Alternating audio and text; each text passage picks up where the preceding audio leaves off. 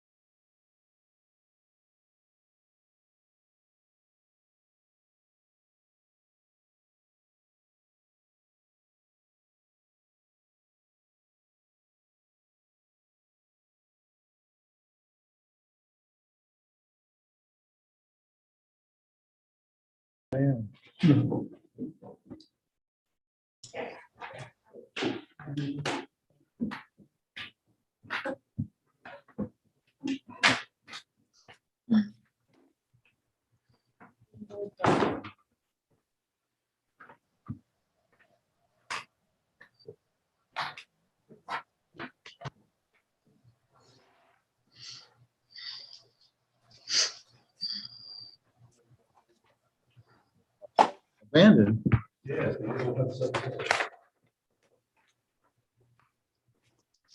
Do you have any better drawings of the one off the dual highway?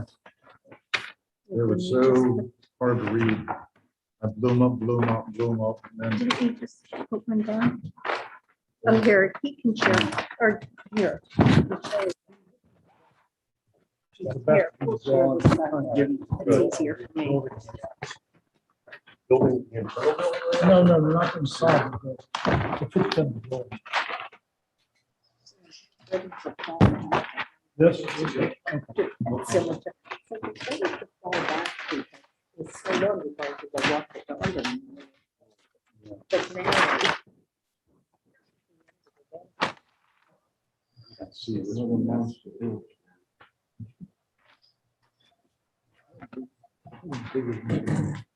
Bigger than the other one.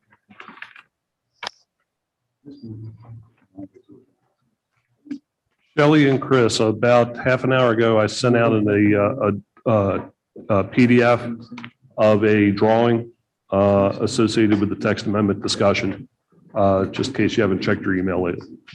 Is Steve, that thanks, Steve. the garage and the truck? That's it. Yes. All right, now I'll call this meeting to order. Welcome to the City of Hagerstown Planning Commission meeting for November the 10th, 2021. With me tonight on Zoom is Chris Davis, as well as Shelley McIntyre. And in the room with us is Jim Stone on my immediate right, Ron Thomas on my far right, Judy Weller on my left, happens to be. And then my name is Doug Wright and I'm chairman. Kathy Marr is in the building. She's Director of Planning and Code Administration. She is covering the door for a little bit longer and she'll be with us shortly.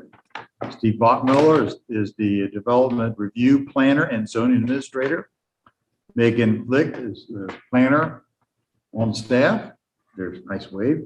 And Amy Hott is our administrative coordinator. And the rest of you all, I guess, will be introduced when you're ready to be introduced. We've kind of moved things around a little bit with the agenda initially and subsequently, so I hope you all have the current agenda in front of you. And it's calling for some planning commission, or calls for approval of minutes, but they're not ready. So we're gonna move on to planning commission business. And that is the 2021 annual package of amendments to the land management code with motion to move forward to public comment. And one of my ulterior motives of this is I want to subjugate all of you to this as we go through it.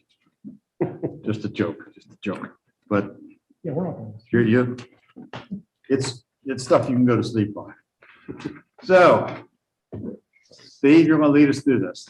Yes, in your cover memo, you'll notice that I highlighted in yellow anything that has changed since your last meeting. So the entire text packet, if it's not highlighted in yellow, it's the same as what you saw before. I just want to go over the items that are identified in yellow. And for the record, all of the dates and all the proposals are updated. Yes, thank you very much. You're Makes it welcome. much easier. So on the first packet associated with the homeless shelters, this follows up on conversation that was had at your last meeting regarding adding crisis care facilities to this particular proposal as well. This came as a result of conversations had with the folks who lead the homeless shelter field in the community. So the definition, I believe, is the same as was proposed to you. And also on the second page of that proposal, there's a second chart. They're going to be treated differently as far as permitted zoning districts than homeless shelters. Homeless shelters would be special exceptions in 4 zoning districts. That doesn't change from the last conversation. But crisis care facilities would be added to the same line in the use chart as nursing homes, assisted living facilities, and rehabilitation centers, and permitted by right in all the districts shown in that line. Okay. Chris and Shelley, can you hear it, Steve? Yes, thank you. Yes, thank you. Great. Okay. So if does anybody have any comments on that, or? So really the big change since last time is this crisis care facility. Yes. And this is based on conversation and direction we got from you at the last meeting, so. Yes. Moving on to proposal 21-04, there is nothing proposed different from your last meeting. This is the mini storages in the POM.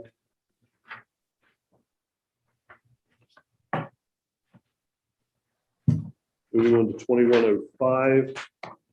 This is minor adjustments to the conversion district. This is mostly associated with a proposal to do a boutique hotel and restaurant in an old school site. And there's no proposed changes from your last meeting on that one, so we'll just move forward. Then we're moving on to 2106. This is minor housekeeping amendments and adjustments. Basically, this is our kind of our miscellaneous package. There are some changes in this one. If you go to page 3, we had left it open and we had some discussion about how long a building permit would stay open, which would be issued pursuant to notice for rebuilding a destroyed non-conforming use. So it's just minor wordsmithing that is a result of that previous conversation. And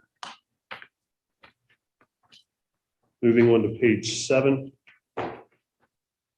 This is new. This is based on the conversation at the last meeting regarding that triplex up on Jonathan Street that had been converted to a duplex, and allowing such uses to go back into the use and configuration that they were built at, even if they were reconfigured to reduce the number of dwelling units. All of this that you see highlighted in yellow under change 12 addresses that.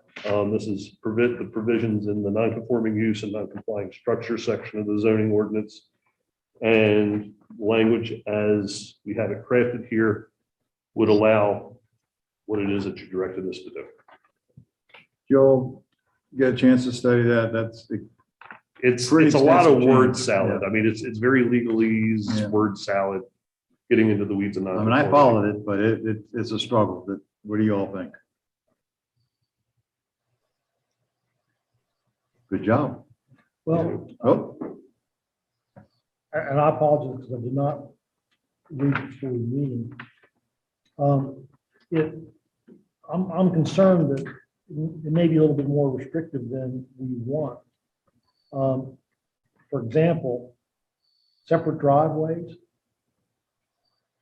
That's just as an example of potential evidence. It's not required that it had separate driveways. What we did is we provided examples of potential evidence to demonstrate that people could look for when Okay, attempting to so that's not meant to be, regulatory no. no, okay. And I believe that's actually existing language. Yes, the two driveways, because right now the provision only applies to duplexes. That two driveways language is actually already in there, but again, as I mentioned before, it's guidance, it's not. That would be regulatory. evidence of its original. Yeah.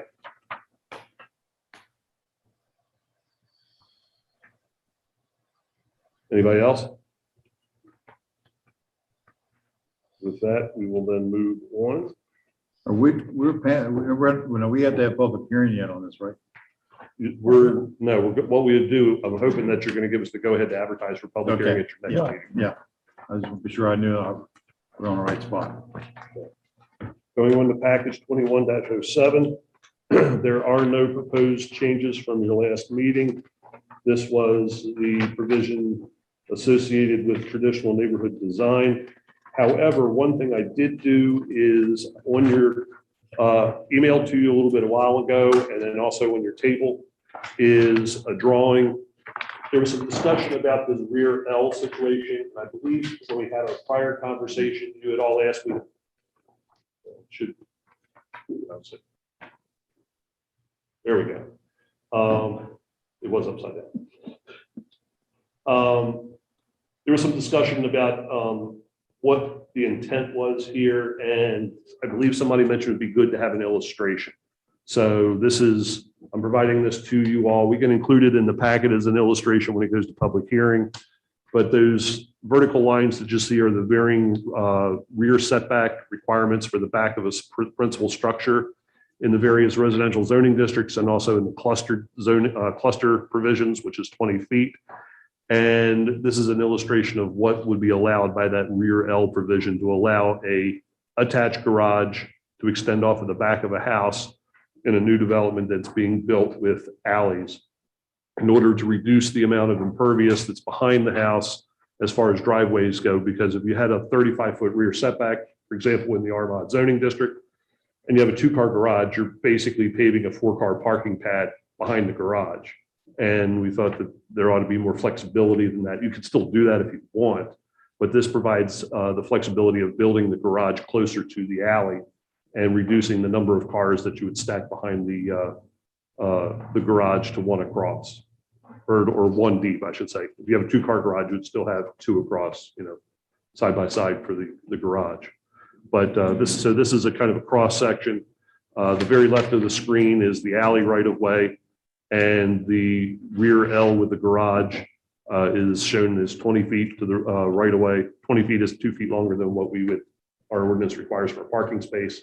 So essentially, if they took full maximum advantage of that provision, you got 1-car parking length behind the garage, between the garage and the alley. They don't have to go that low. Again, it's creating flexibility.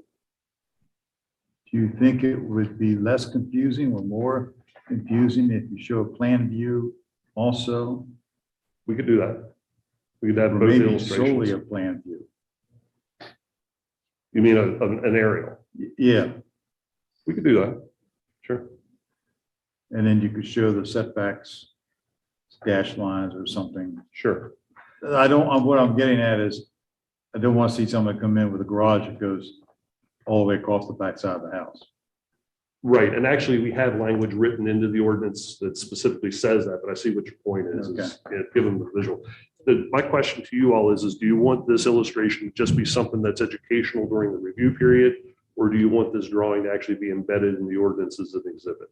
I would go ahead and put it in the ordinance because 2 years from now, someone might not be able to get to this. We can do that. Agreed.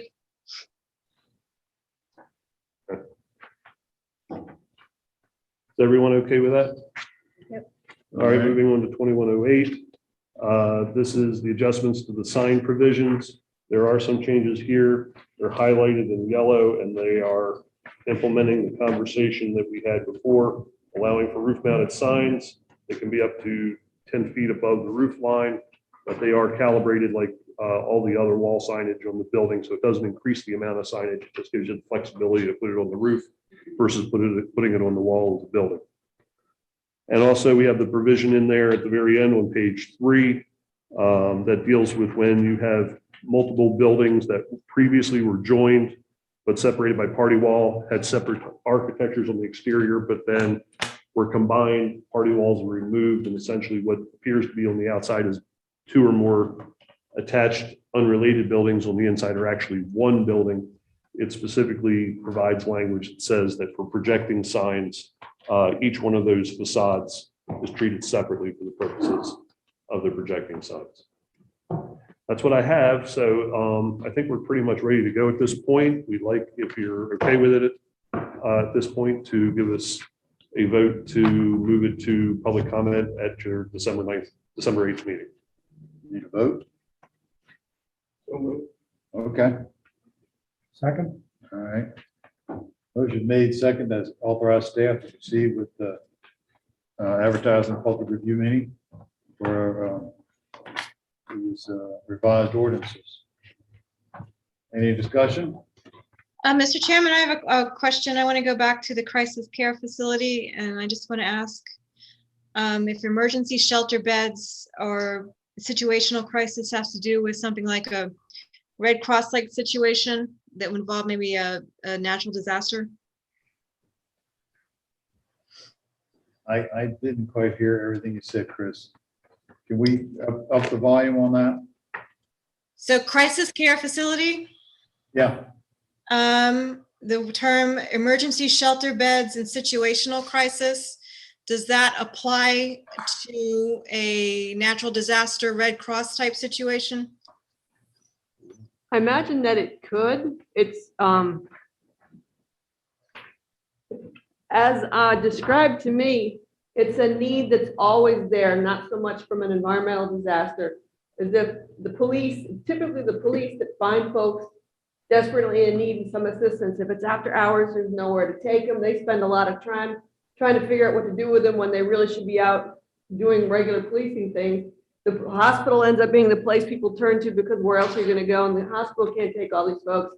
So it's an alternative place while you're waiting for things to be open that people can go to, that you would bring the folks there. There's people there 24/7 who can help assess what their needs are and then start planning for what the service provider is that can take them. And in the meantime, they have shelter beds there for over the weekend or whatever, until hopefully Monday morning, they can be going off to a more permanent provider.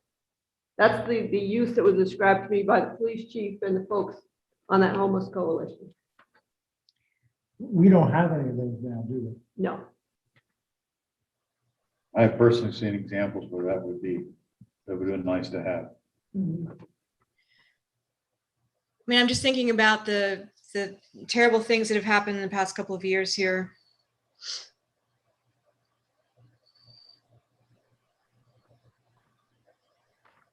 Are you okay with Kathy's answer? You understand? As long as, that would be covered, so there wouldn't have to be like an emergency meeting to deal with it. So it could be quickly dealt with. Yeah, the goal is for this to be a permanent facility, open 24/7, and the city is planning to use some of the federal money, the American Recovery Protection. I always screw up that acronym, but the federal money that was awarded the city to try to help set one of those up. Okay, thank you. Thank you, Chris. Any other questions before we vote? Motion has been made and seconded. You ready to vote? All All's in favor, please say aye. Aye. Any opposed? Hearing none, let the record show passed unanimously. Thank you very much for all your hard work, Steve. Thank you. You know, I did rub you a bunch of times about it. Okay. Now move on to second item on the planning commission business. That's comprehensive plan amendment to the transportation element.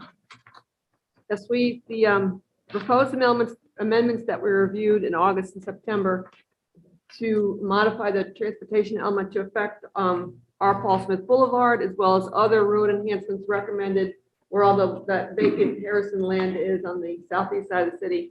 We sent that to the state for the 60-day clearinghouse review. Monday, we got their comments, and they're attached to the memo. I summarized my reaction to the things that they had in the memo. And then in a couple of instances, we're recommending, if we want to be responsive to what some of the things they said, some tweaks that we could make.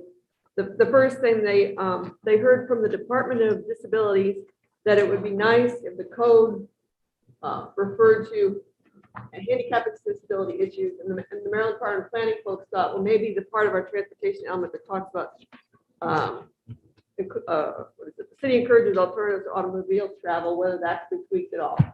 And so I got with the engineering staff to think, well, what would be a way to tweak this? I had initially inclusion of ADA compliant sidewalks and pedestrian paths as part of new development. And then the new phrase, as well as through city projects to fill gaps in the existing pedestrian network as funding allows.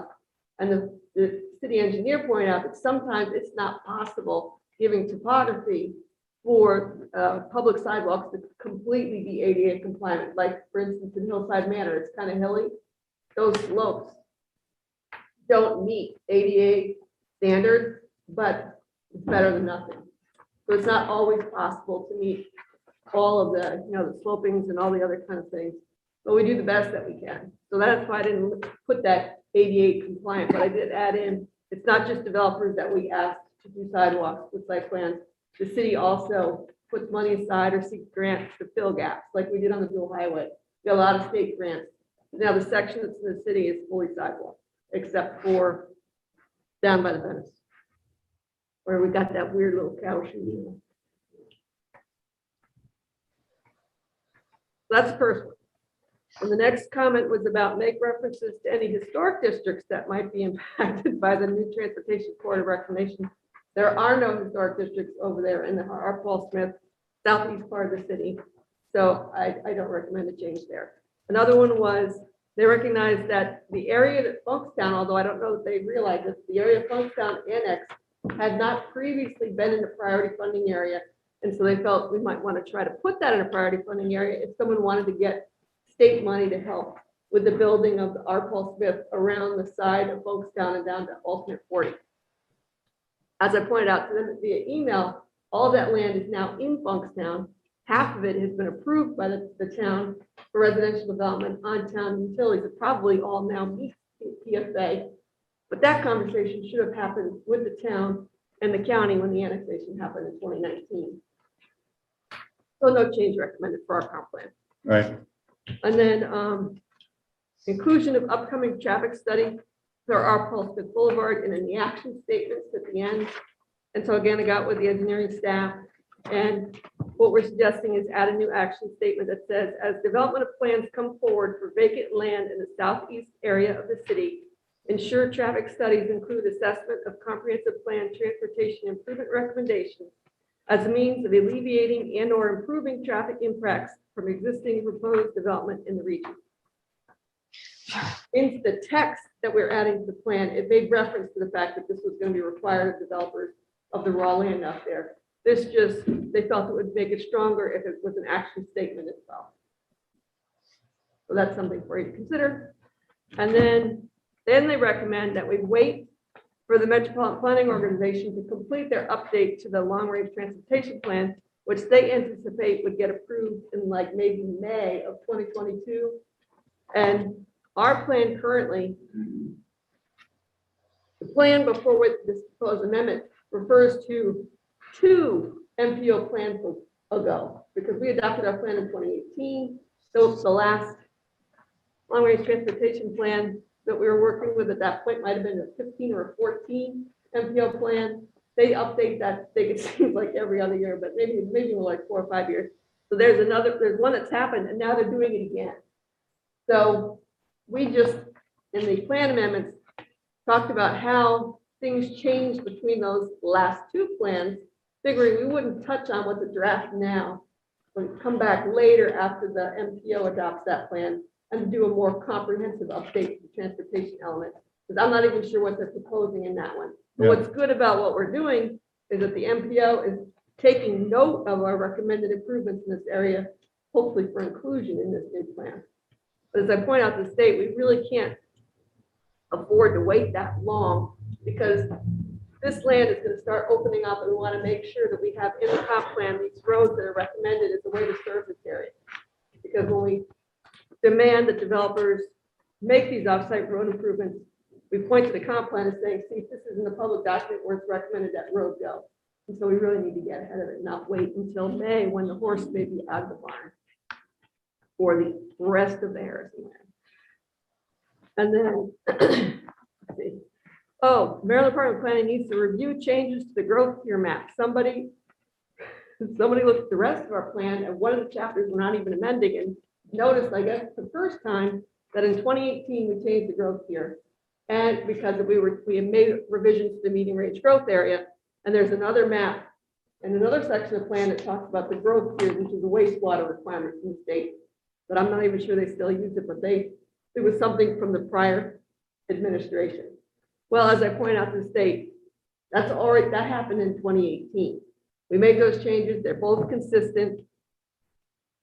I don't see that there's really anything to do at this point, but we are planning to come back in the next year or so, whenever staff can put resources toward it, to look at the county's desired changes to the medium range growth area, which will be another opening up of the comprehensive plan. But they asked for the GIS data sets for what's in our current plan, and so we're sending that to them. And then finally, my favorite was the letter from the Maryland Department of the Environment that appeared to have nothing to do with our comp plan amendments. So no change recommended based on that letter. I think my comment was it wasn't even worth the paper was printed on, but it wasn't printed on any paper, I'm sure. Is that when I printed it out? It was emailed to you Yeah. And that has to be a boilerplate that they send to everything. for anything. Yep. Now, they could well be short of staff, and that's all they can do. So you're looking for a motion that we go to the next step here and just adopt the changes. And whether if you want to make these red changes, and if you do, then authorize us to begin the advertisement to have the public hearing in December. But you've identified some changes that you recommend that we. If we wanted to make changes to be responsive to comments from the Maryland Department of Planning. And I don't see a problem with those 2 that we're suggesting. And neither did the city engineer. Or do I? So you need a motion. I'll make a motion that we adopt the changes you suggested in the memo to the transportation element and proceed to the next step, I guess, public hearing. Right. And so we have one meeting in December, so it would be that second Wednesday of the month, 7 o'clock, is what we would advertise. Let the public know so they can come out and speak at a hearing if they would like. And then the next step after that is the planning commission makes the recommendation to the mayor and council, and the mayor and council also has a public hearing, which the soonest that could happen would be January. This is Chris, I'll second. All right, motion made and second to proceed. Following Kathy's and staff's recommendations.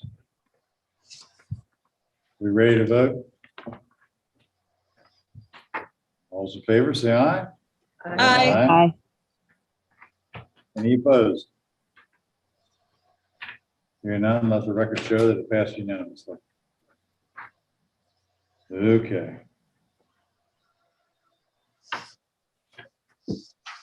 Now, we have 2 development review cases. Both are sketch plans. And I'm going to start off with Martin Heights. I'll wait until our tech department gets site plan up there.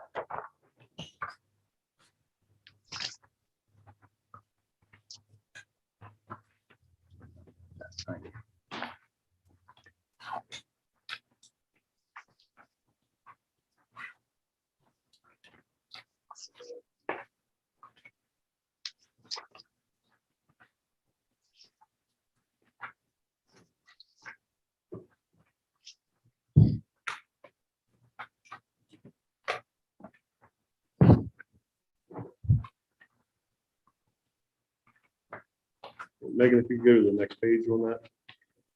There you go.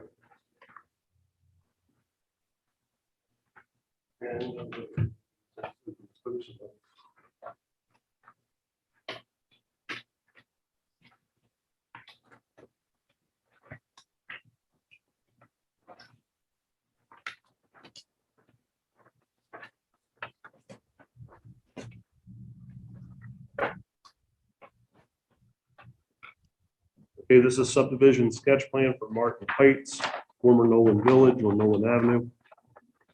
Is it Nolan Drive? Nolan Drive, excuse me. The sketch plan is for the comprehensive redevelopment of Nolan Village. 22 sticks of townhomes / multifamily dwellings will be removed. 10 will be retained. There will also be demolition of select accessory facilities such as playgrounds and activity courts. The following are proposed in phase 1 of development. Renovation of the 10 sticks of townhouses to be retained. Creation of 4 single-family building lots fronting existing Linwood Drive. Construction of a new community center. Construction of 2 3-story garden-style apartment buildings. The forest stand delineation showed no qualifying forest on the property, and staff have approved the forest stand delineations. Staff advises that the applicant and has done so in the past that staff advises the applicant and has done so in the past that the development of phase 2 includes townhouse style development. Current zoning and subdivision requirements will require each townhouse to be on its own separate lot. Staff sees at this time no particular sensitive issues on the site or obvious needs for any waivers from Article 5, the subdivision and land development ordinance. See attached report from the city engineer and the Board of Education. Staff recommends approval. In your packet, you have a 2-page memo from city engineer, and they do send their regrets. Unfortunately, both the city engineer and the assistant city engineer both were out of town on travel tonight and weren't able to make the meeting, so they tried to make sure that their memos in this case were as clear and self-explanatory as possible. Also in your packet, the first page is a existing conditions and demolition plan. Existing conditions plan. Page C102 is a demolition plan showing all the items highlighted that would be removed. And then the page C103 is the phase 1 development plan. We treated this as a subdivision site plan, sketch plan, where we do send it to more than just city engineer and myself. As you know, with sketch plans, if it's for a site plan, only 2 agencies review it. That's engineering and planning. This particular one is a little bit outside of that box because there are 4 single-family lots that are proposed as part of the development. So we're treating it as a sketch plan for a subdivision, but it's real super close to being what we would otherwise just require for a site plan. Megan, if you could go to C103 on the next page.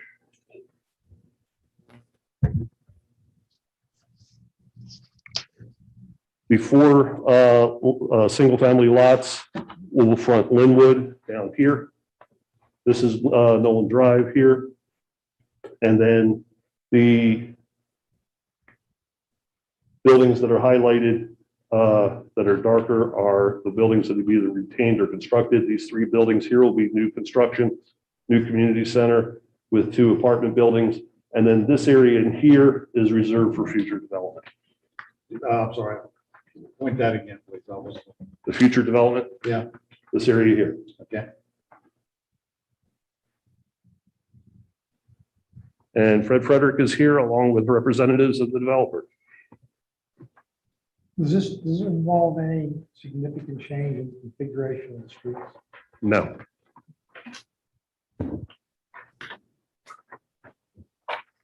evening, ladies and gentlemen. Tonight with me is representatives from the Hagerstown Housing Authority and Glenn Morgan, representing them, the developer. And so Steve outlined it perfectly. We're removing 22, we call them sticks. And there's going to be 10 sticks remaining of townhouses.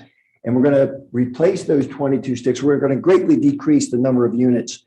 There is, how many units, Sean? 128 and plus 4 single family. Okay, there's 128 at total. 80 with the rehab. That's right. And so basically we're cutting this in half. I think there was 250 before, correct? And when we're done, there's going to be 132. So we're reducing the development out here with this phase. Again, he showed you where we are removing all these townhouses. And the main thing that we're going to do is a site plan right here for 2 apartments, 3 stories, 8 units per each floor, 48 units, 24, and a new community center. So really our site plan that's going to be coming in next will be for that area.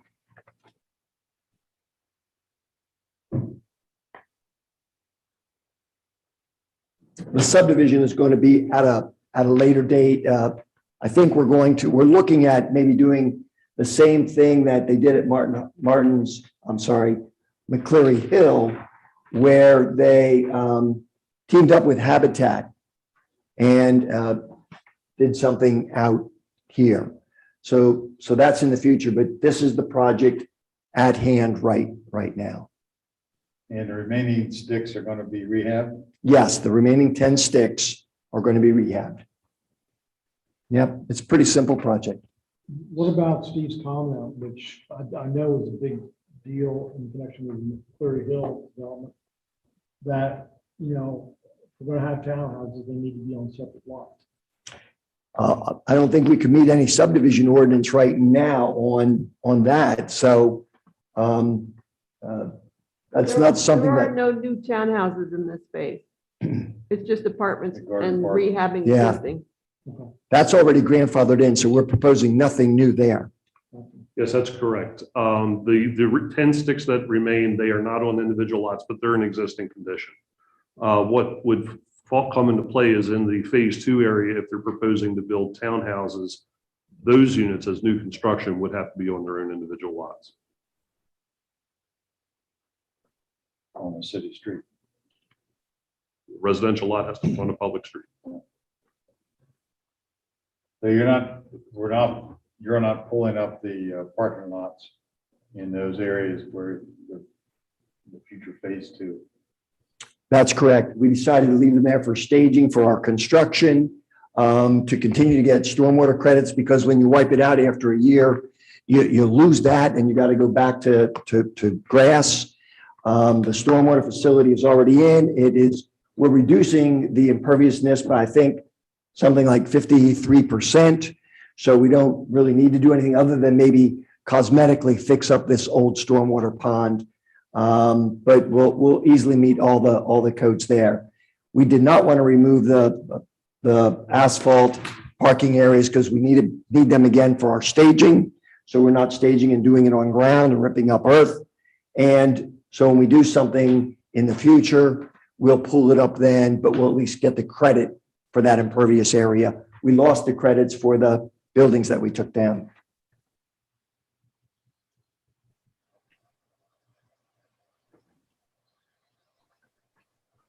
Anybody else have any questions?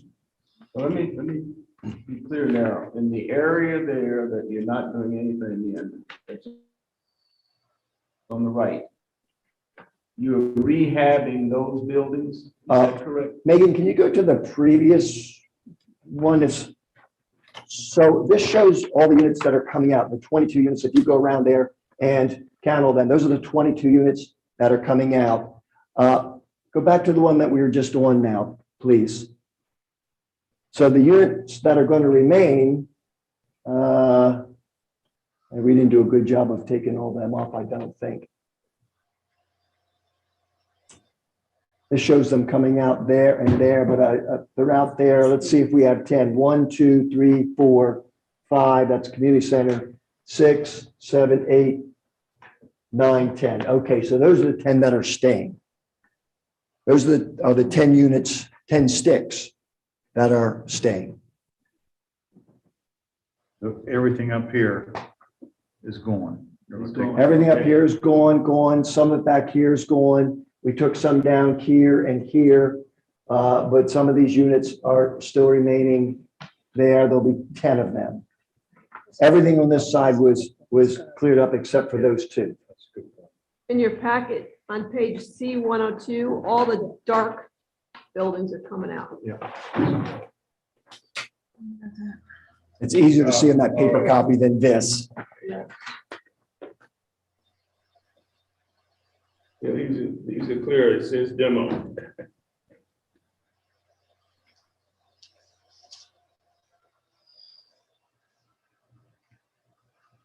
Okay? Yeah. All right. Any other questions?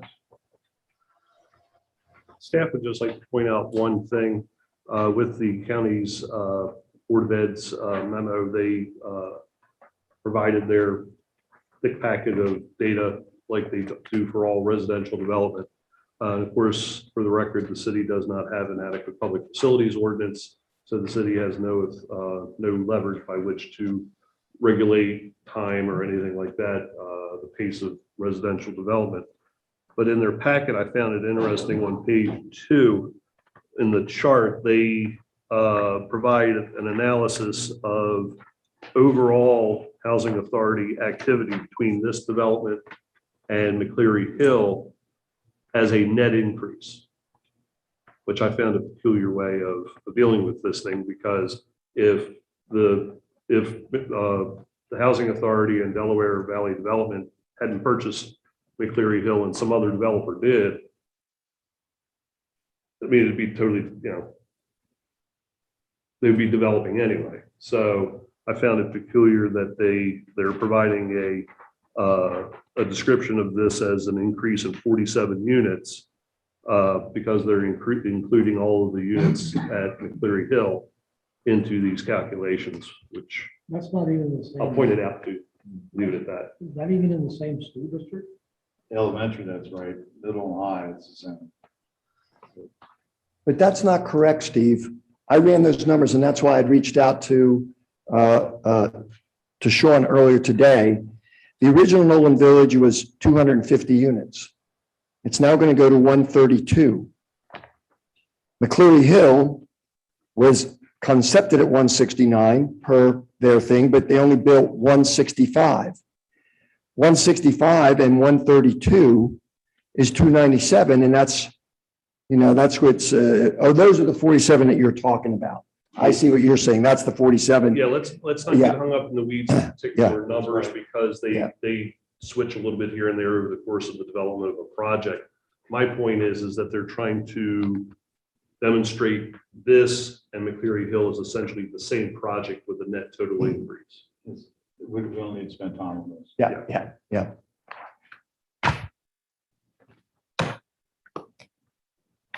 Any other questions of me? Again, that this is a pretty straightforward and simple project. So the motion that I guess would be in front of us is to approve the sketch plan and let the developer know he can move forward with the final site plan, which is going to be almost exactly what we're looking at here. Real close. Yep. I'll second. Any discussion on the motion? All those in favor, please say aye. Aye. Any opposed? Hearing none, I declare it unanimous. All righty. That brings us to our last development review case tonight. And that is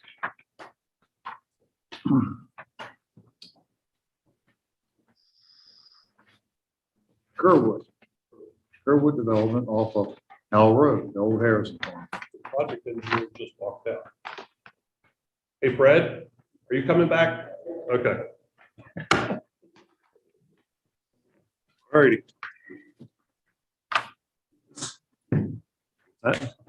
I'm on that.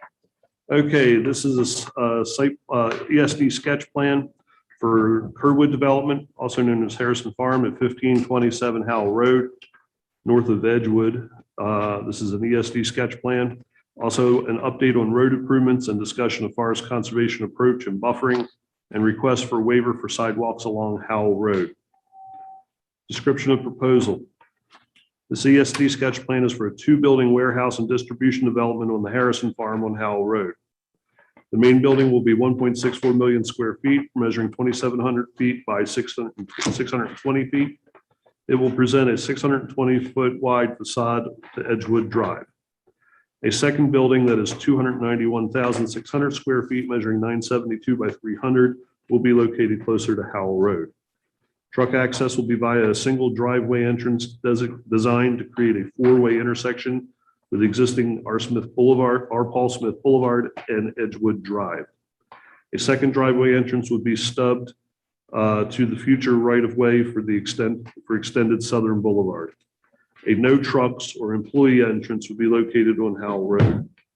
The planned site data table states that the total approximate number of employees will be 950, with a maximum of 400 people per shift. The plan shows 1,180 parking spaces, and their calculations show 837 spaces are required by the ordinance.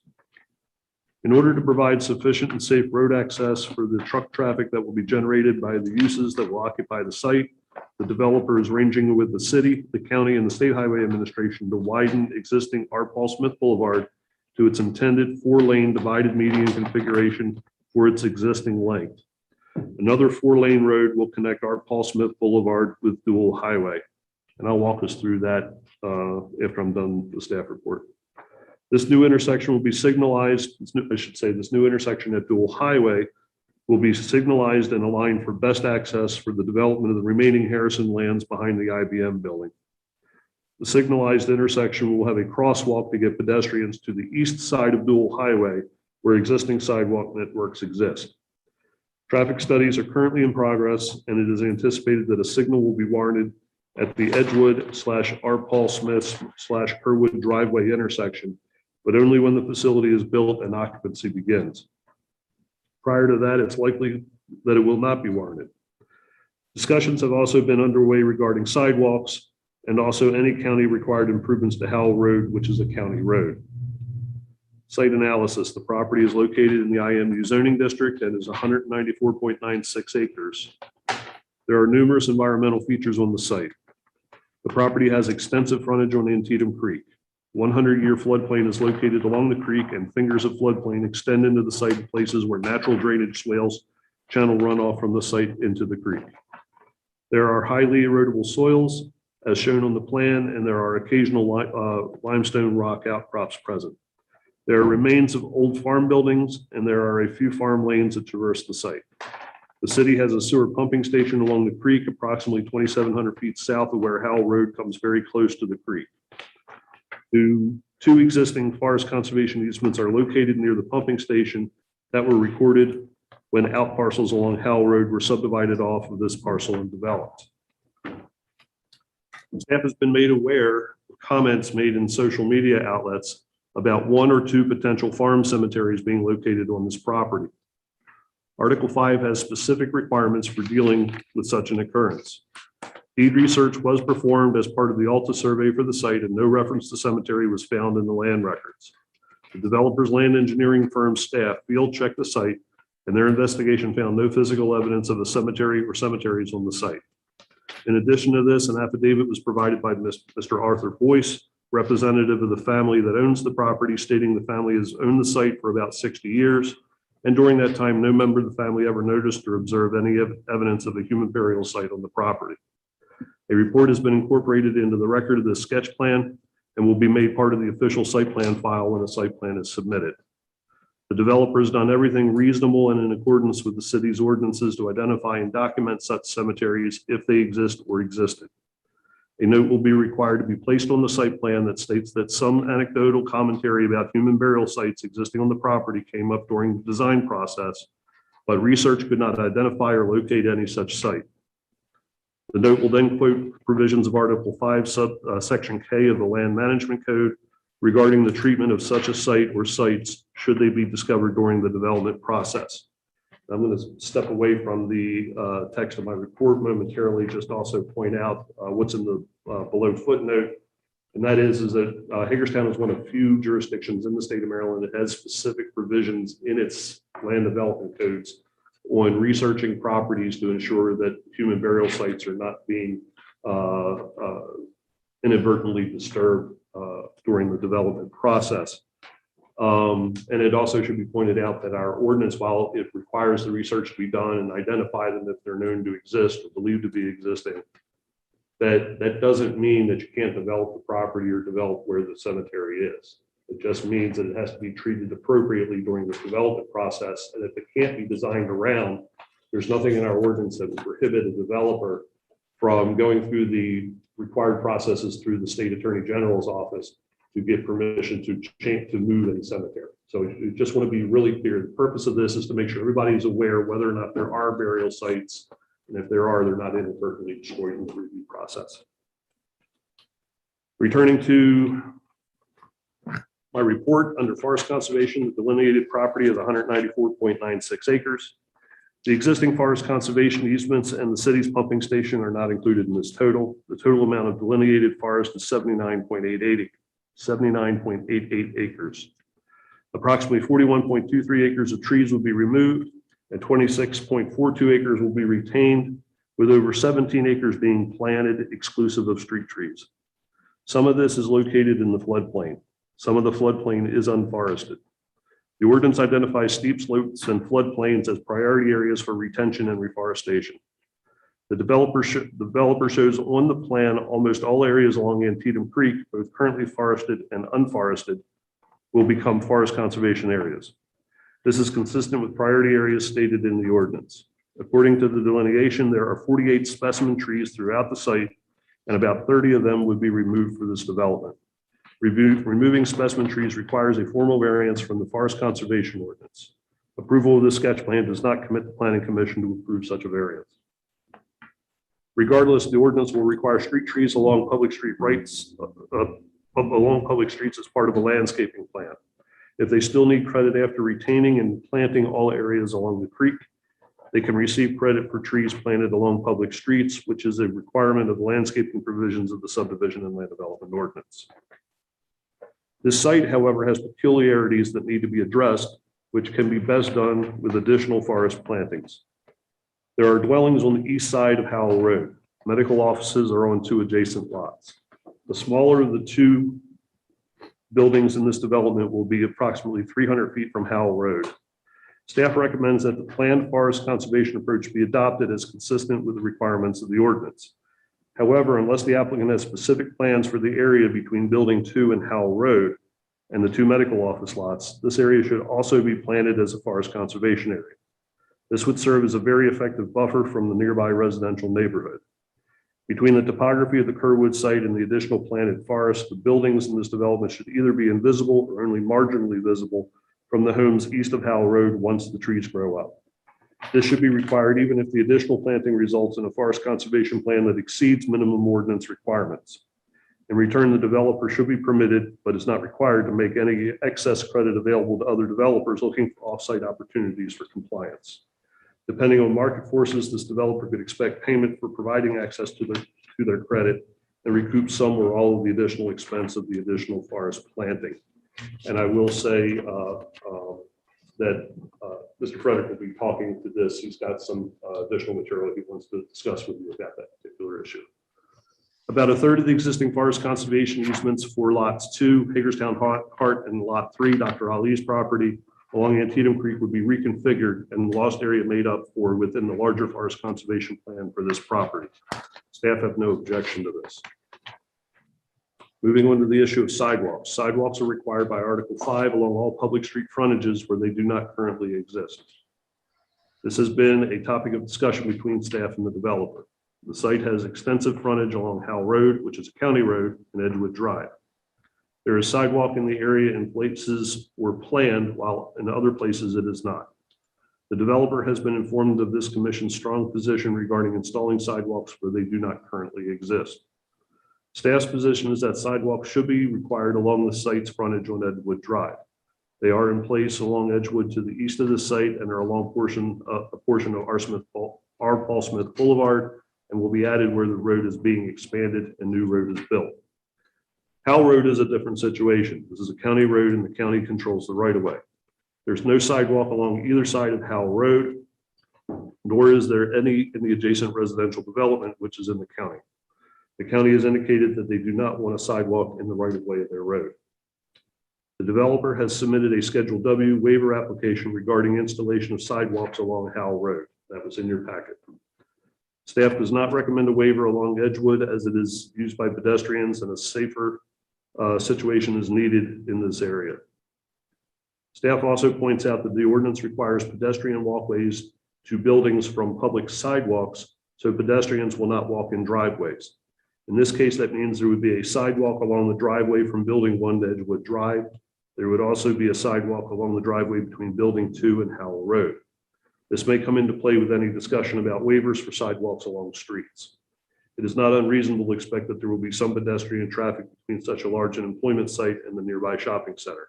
Staff would urge no waiver to the sidewalk along this driveway being approved. Otherwise, staff does not detect other needs for waivers at this time, but the plan is at quite a large scale. Conclusion, staff recommends approval of the sketch plan subject to any conditions that the commission may set forth regarding buffering from the nearby residential area and medical buildings, and any commentary regarding sidewalks. Staff makes no recommendation on the waiver. A sketch plan does not prohibit review agencies from identifying additional issues of concern when reviewing a site plan when it is received for consideration. A sketch plan does not vest the developer in any right to develop property. That will come with the review and approval of the site plan. Please see your attached drawings, Schedule W, attached markup showing the area staff believes should be forested to function as a buffer. And if you have any questions, to let me know. In your packet, you have the forest stand delineation showing the highlighted areas that are forested, and also the 48 or so specimen trees, most of which are located right along the creek and won't be disturbed. But a number of them are more toward the center of the site and would be. Also in your packet is the cemetery report that the developer's engineering company put together. That includes the summary of their deed search, their field reconnaissance, and a letter from the property owner saying they've owned the property for 60 years and never saw evidence of a cemetery. Also in your packet is the staff report from the city engineer's office regarding the stormwater management approach. Also in your packet, I urged the developer, which they did comply with, to create cross sections to give you all and the public a feel of just how this building, as huge as it is, will lay on the site. There's a second page that actually has the cross sections. Of course, it's such a huge site, it's kind of tough on the scale. But I color coded them so you have the green line corresponds to profile A and the orange line corresponds to profile B. And what that shows you is that the first floor elevation level, the paved driveway level, is going to be considerably below the horizontal eye view shed, if you will, of folks who are maybe on Edgewood Drive or in the houses across Howl Road. These buildings are probably going to be about 50 feet tall. The houses are about 25 feet above the ground level of the buildings, as the whole site slopes down to the creek. So if you're standing on Howl Road or in the front lawn of one of the houses on the other side of Howl Road and you're looking out across the hundreds of feet until you see the building, the first building you're going to see is a smaller one, which is about 300 feet off the road. And then that is going to be in front of the larger building. So the partial will be obscuring the larger building. But the larger building will be basically, you'll only be the potential to see the top half of it because the bottom 20 feet or so will be below the level that you're at in the front lawns of those houses across the street. So, but that's what you have in these cross sections. You also have the waiver application for sidewalks along Howl Road. Do know that if you, typically you don't approve waivers at sketch, although there's nothing saying that you can't choose to. Typically you defer action, you usually just give commentary, some level of comfort to the developer, and then act on it officially at the site plan. But if you wanted to act today, you could. It's just that with waiver application form, you need to make a finding that the request meets at least one of the 6 criteria at the bottom of page 1 of the waiver. They have several of the criteria checked off, A, B, and D, they believe that they meet. I'll let Brett have that conversation with you. And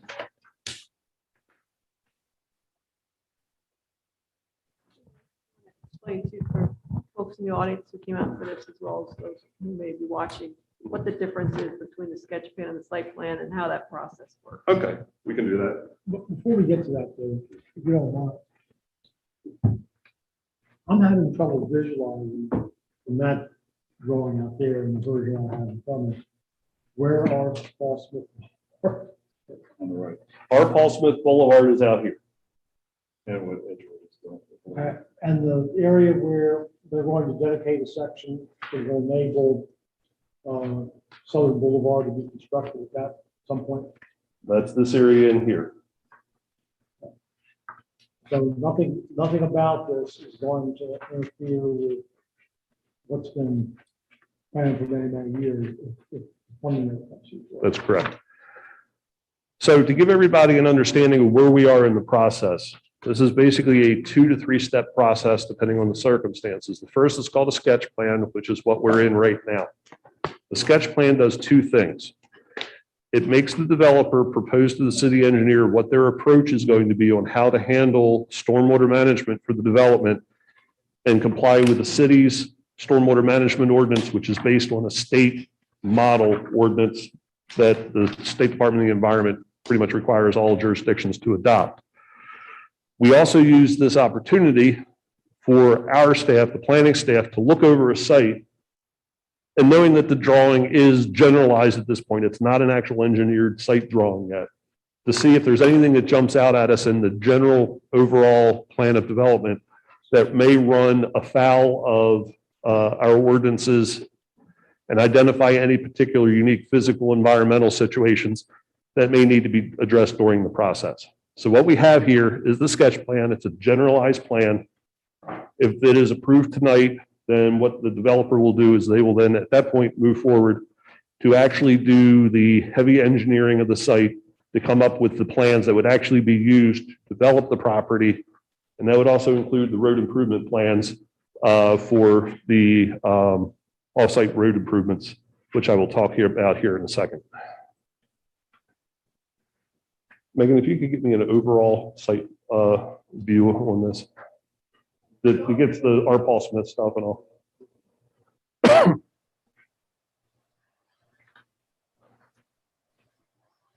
Okay. Where am I? If you could slide it up. Okay, this is our Paul Smith Boulevard right here, where Megan has the arrow. This is currently a 2-lane road. The right-of-way exists for it to be widened out to a 4-lane road with a center landscape island in between it.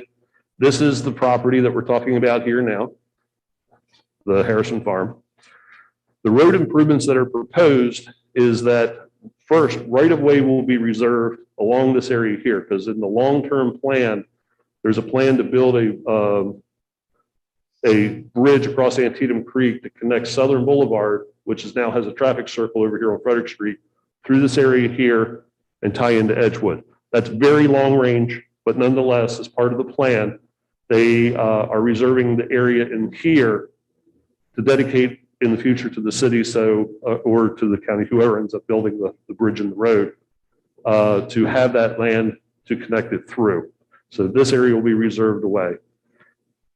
This section of road here will be widened from 2 lanes to 4 lanes with a center median.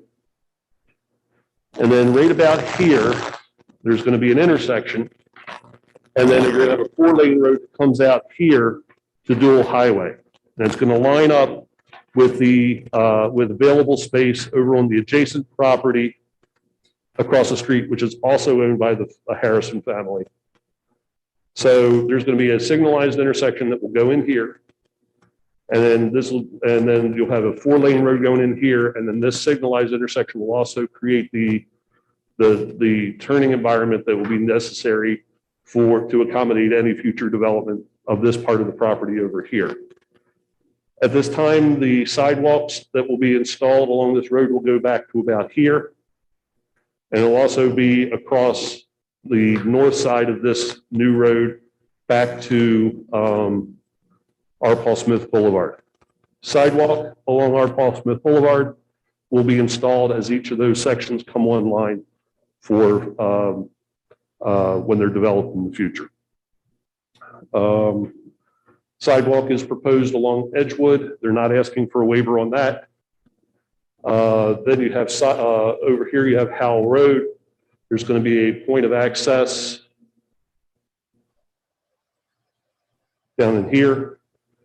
And the applicant is asking for a waiver to not have to do sidewalk along Howl Road for the reasons that I generalized, but it's the applicant's position or the applicant's job to sell that to the planning commission and show that they meet at least one of the 6 criteria for the waiver to be approved.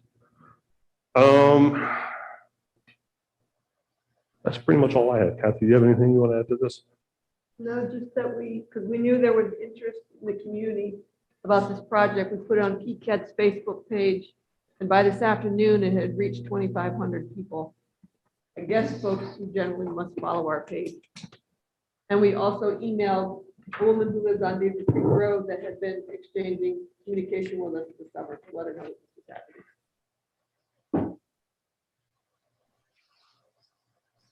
And just so we're clear, I want to make sure I got this information correctly. I was given a drawing by the city engineer's office, and again, they apologize for not being here, but travel interfered. Maybe if you can get me back to the site or the aerial map.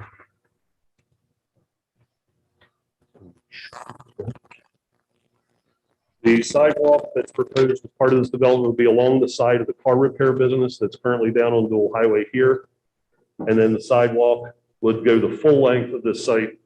There would be, basically the road is going to be in here, which will leave a strip along here for potential for smaller commercial development on the north side of that new access road. And then you're going to have sidewalk along Edgewood. And then the pieces along R. Paul Smith Boulevard will be filled in as those properties develop. And that's the area along where the I guess the outdoor.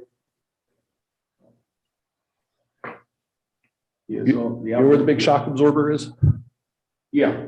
Yes, I mean down from that though. It's just inboard toward town from that shock absorber. Oh, okay. I was looking on the other side. Between it and the hotel. Yeah. Okay. I was thinking it was on the other side. Okay.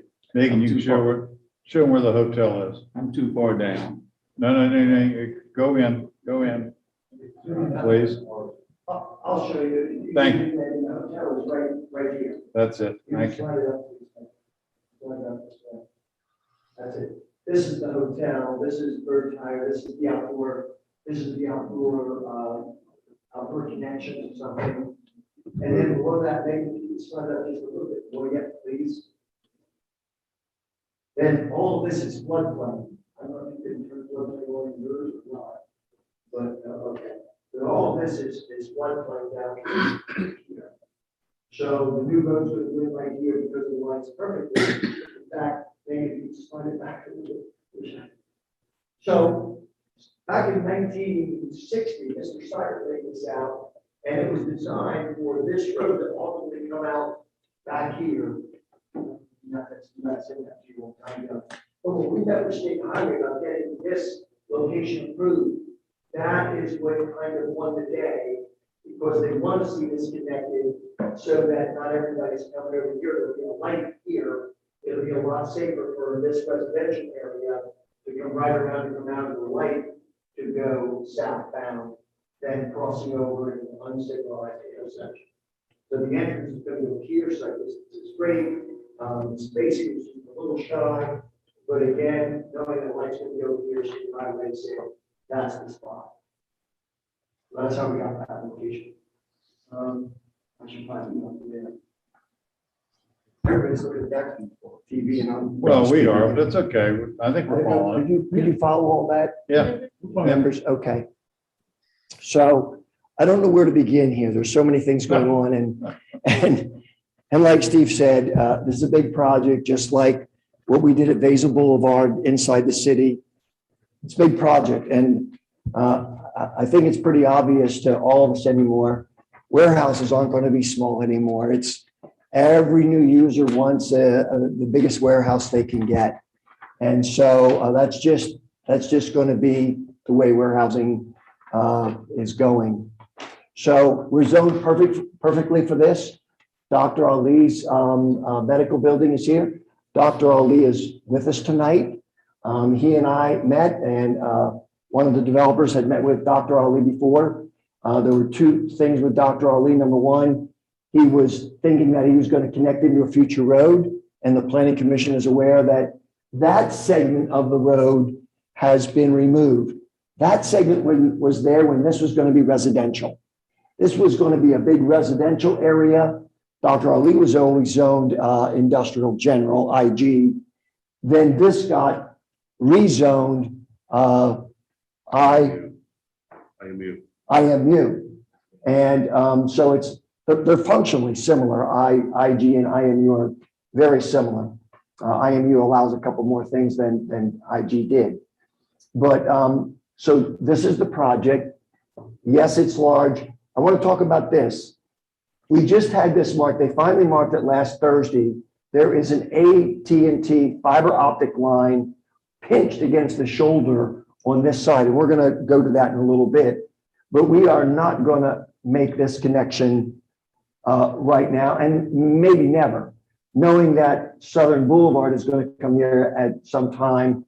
We're going to do some grading here, but we're never going to take it out through because to relocate this fiber optic line is going to take forever and cost a ton. So that connection is not happening.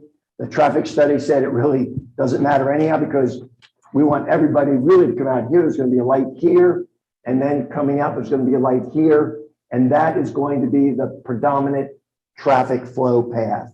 Again, it's going to be 4 lanes, 2 lanes each way, and it's going to be 2 lanes left turn coming in from Route 40 so that we can really get all the trucks off the road and keep them away from this intersection. The traffic study has been reviewed and approved. So that is done, and that's what's kind of leading all that. Again, the traffic study said this is irrelevant. It didn't do anything for us at all. And now knowing that we got a big problem here, we're not going to do this punch through. There's one tied into Funktown Bypass Road. At some point when Southern Boulevard goes through, we're dedicating this right now. That's the exact alignment. It lines up perfect. We looked at that, lines up perfect with the cul-de-sac over here. And the city engineer and planning, when we had a meeting, said, we may need more. So we decided to reserve this area. We're not going to try to get anything in here, because the city said we may need more. Not this way, but this way with grading and making all the grades work and everything else and bringing Edgewood. Edgewood's going to do this. Edgewood's going to come in here and then it's going to go out that way. That part of Edgewood is going away at some point.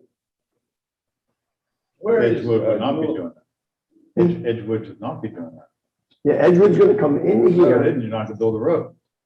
Oh, it's not right now. In the future, Mr. Chairman, Edgewood's going to come into here and then go that way. Edgewood takes them down to Funkstown. Not right now. You are absolutely correct. The sad thing is it probably won't even happen in my lifetime, but that is what is planned. We're waiting for you to contribute. Where is the reference to dual highway again from where you're talking now?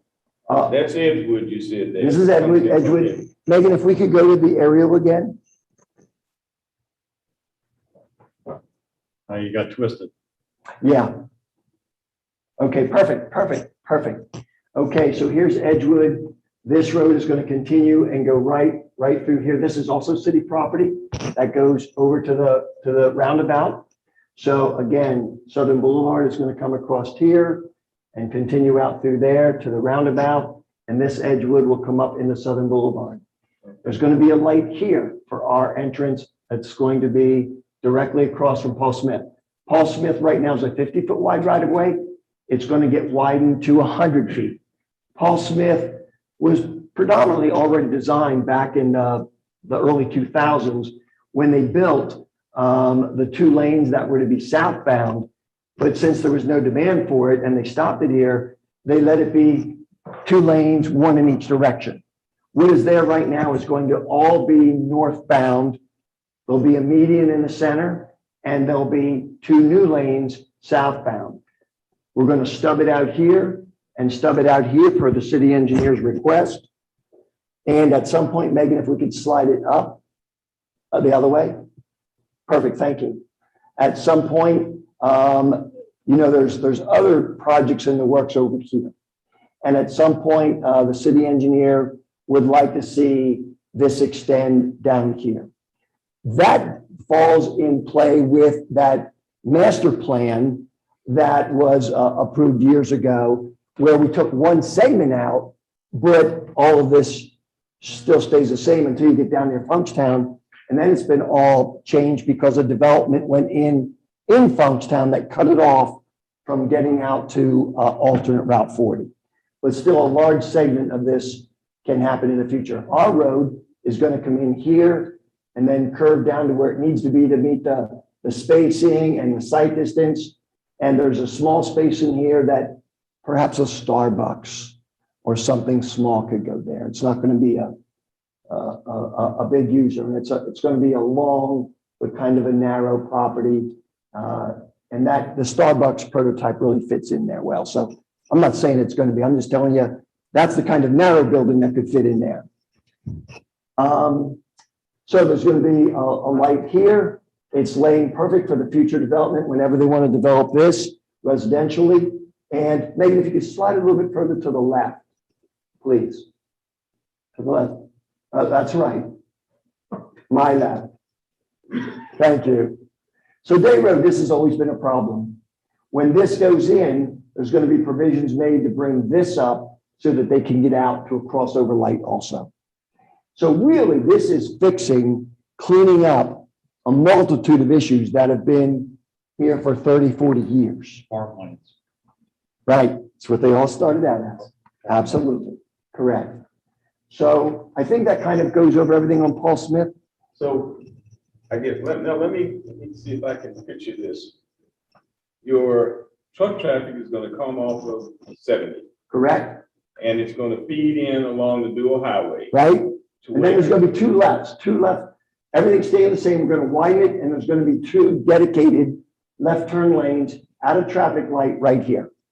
So then the trucks will be able to go left, come up here, go right, 2 lanes, 1 direction, 2 lanes, 1 direction, 2 lanes the other direction. With a grass median in the middle. Come up to the intersection, go straight across into our site. Because what I'm looking at now is you could set up stands where Day Road is and Landis Road there, right there. You could set up stands so people could sit and watch the drag race from Edgewood Drive down to the interstate. Because that's where I come out to get to the AT&T gas station from where I live. Right, so you come out here and come up. That's exactly right. Yeah. And you could sit there and then coming the other way in the mornings, people coming from off 70. Coming in. People coming to work, they're all trying to beat the light at Edgewood. Well, we're going to slow them down, hopefully, with another light right here. Well, you're going to get, that's what I'm saying. You're going to have a double backup. Well, they need to slow down. I think that's what you're saying. I know, but the police love it because they sit there where the old Sheridan is. And by the time the cars come up over the hump and see the police, it's too late. Yeah, yeah. Yeah. Fred, So I think- Fred, just so that everybody's clear, I think one piece of information didn't quite get illuminated clearly. Because of that fiber optic line along Edgewood, you're also looking to relocate the sidewalk. I'm gonna get to farther that. away from the Oh, I'm street. gonna get to that. I got a whole, I Okay, mean, we got 3 hours ahead of us, Steve. So. you may have 3 hours ahead of you. No, I'm gonna get to that. We are definitely gonna talk about right. that. Let me ask you a timing question about our Paul Smith. When will all that road work be done? Before opening of the, Before a UNO, there's gonna be a lot of earthwork on this Okay. project. But before a UNO is issued, or there's at least gonna be a memorandum of agreement. This is going to be approved. It's getting ready to be submitted in the next couple of months. you answer my question. That project is coming first because it has a lot more grading. This project is really pretty straightforward. The grades aren't that bad. There's not a lot of change in earthwork. You know, you've been out there. It's on soybean right now. But that project doesn't have near the earthwork that project does. So any more questions on our Paul Smith and that component of this project? When we get to sidewalks, I'm gonna be pushing for sidewalks on both sides all the way. On this, yes. And our client who's building this road is gonna, actually the state, there's sidewalk, I think it ends up in here. And we gotta build sidewalk out here and the crossover to our road and then sidewalk all the way back. And then when this gets developed and this gets developed, there'll be sidewalk on those sides, but we're gonna bring it back past Bird Tire because of the grade change. We want to, while we're messing things up, we want to do it one time and get out of there. And so I think that's the right thing to do. City engineer totally agreed. He said, get it past there, and that way we don't have a problem with these. I'm struggling with the words, get it past there. I want to get it all the way past there. But when this gets developed, it's gonna be on both sides all the way. As part of this job. Not on part of this job. This is gonna get done as part of this job, and on this job is gonna get back to here. But there's nothing here to dead it. That's why we want to do this sidewalk on this side, so we have sidewalk on one side to get them back here. Just like Basil Boulevard, there's sidewalk on one side only. Much to my great chagrin. Well, But this sidewalk is coming. I don't want another basement. Yeah, this sidewalk is coming. It's just, this one's gonna get done right now I want to commit it that it will be done. with this project, Yes, sir. with this first project, or when they develop all this. Yes, sir. Now, I asked 2 questions. Yes on everything. you mean the first project? When you're building our Paul Smith 4 lanes all the way to Dual Highway, I would like to see sidewalks on both sides of our Paul Smith, the entire lane. Well, we don't own this, and Rodney and Tisha had made the agreement with these people that when they go to do things here, they're gonna build this. That has always been in the memorandum of understanding All right, with them, so we don't have any I'll acquiesce to that part, right there. but you'll put it down on the west side and then all the way up on the south side. So this is the north side, And the south side is a little further down. Yeah, so you want sidewalk all the way there right now before anything goes there. it's done now. Engineered, all done, work's done, everything's done. Sure. So where you're review the site development plan? I know, but I'm giving input. Okay, but I was gonna say, we're not necessarily the developer. We've acquired a right of way from the current owner to provide a road, to provide access. Eventually that will be developed, and I think it's incumbent upon any developer, as the ordinance requires, to put the sidewalk along.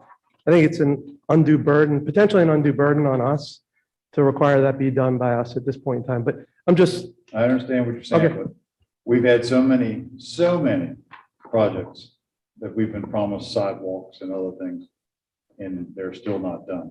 So when we get it done, when we get it done. Thank you. So, I know what, I hope everybody else backs me up on that. Okay. Thank Me you. too. I understand that there's that one section, you don't have any control. We don't have any right to do anything there, Ronnie, that's in their memorandum of agreement with them. That's fine. Uh, I understand that. But you want us to do sidewalk up to there on the north side and sidewalk on the south side and sidewalk all the way out on the west side. Yes, sir. Okay. I'm still not clear with, maybe I should say that, Sure, you and I think you're also. Sir, if you could identify yourself for the record, that way we have it in the Your record. name? David Strauss with Berkshire Capital Partners, Sherwood Investments.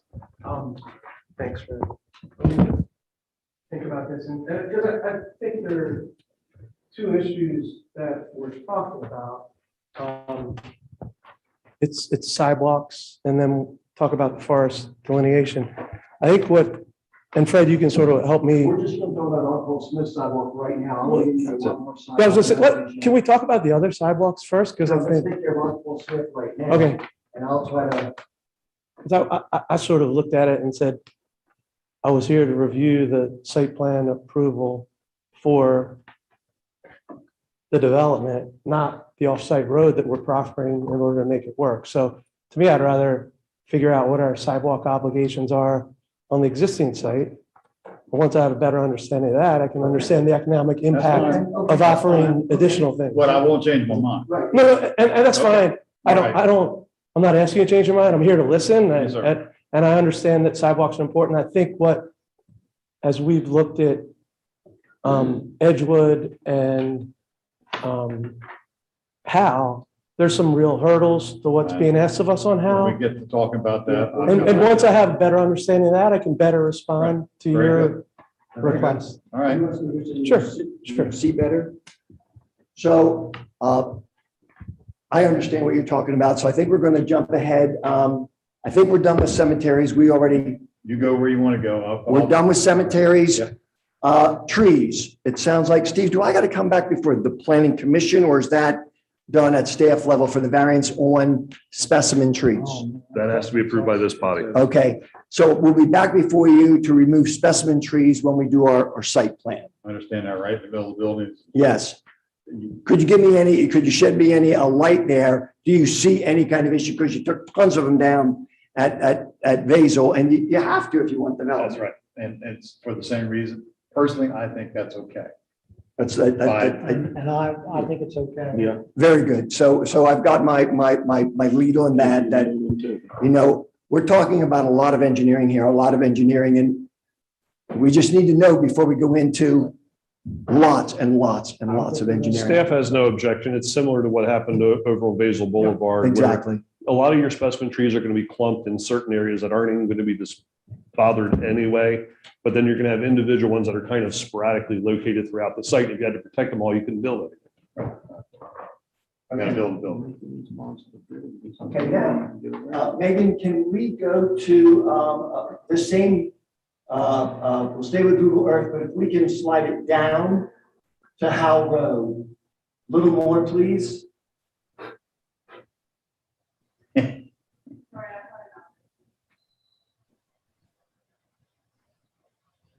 One down, The other down. drag down, go up. Yeah. Here we go. That's pretty good right there. That's pretty good right there. So the variance request that we're going to talk about next is on Howl Road. Howl Road is a county road. I drove it several times. I drove it with the city engineer to look at sidewalks on both of these. The city engineer reached out to the county. The county replied back to us that this is a county road. We don't care if you do sidewalks, but they're not going to be in our right of way. Totally against the city standard of where the sidewalks go. And there's no sidewalks there. And Megan, if you could slide it down further and get us from Mount Etna. From Mount Etna, you can drive all the way into the stadium. There is no sidewalk. So there's no place. I mean, it's not like we're filling a gap. It's just non-existent. Non-existent. Now, if you slide it back up, Megan. And there's 5 projects right here that are in the city that have drainage swales running along the front of them. And there's a huge topographic problem here. It drops down off of a hill. There's guardrail there. So we'd like to ask for a waiver from not doing any sidewalk on the county, on Howl Road, because the county road, and they don't want it. And my reasoning is as follows. Under A, avoids an undue hardship that was not self-created and results from the peculiar and uncommon conditions of the property. Number one, the property is in the city. Our property is in the city, but our line stops at the right-of-way line, and that is the county. The county engineering does not want sidewalk in their right-of-way. Number three, on the south side of the property, there was a guardrail right here at this bend. Megan, could you go to Street View, please? Yeah, I'm well aware. Street View, yes, perfect. And then zoom in, and we're gonna just drive this, no, back down here, back down, right in front of Fitzgerald Chevrolet. If we could start there, and then we'll drive up Howl Road.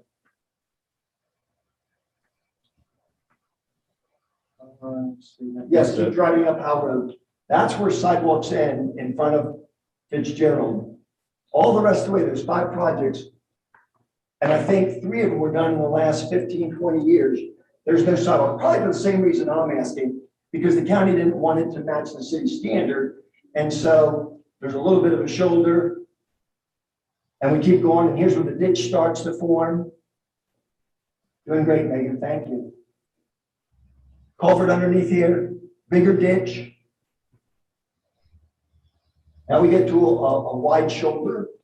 And that's about where your property line is. No, this Oh, is yeah, Dr. okay. Lee's right There's here. the next, yeah, after the hard. Yes, yeah.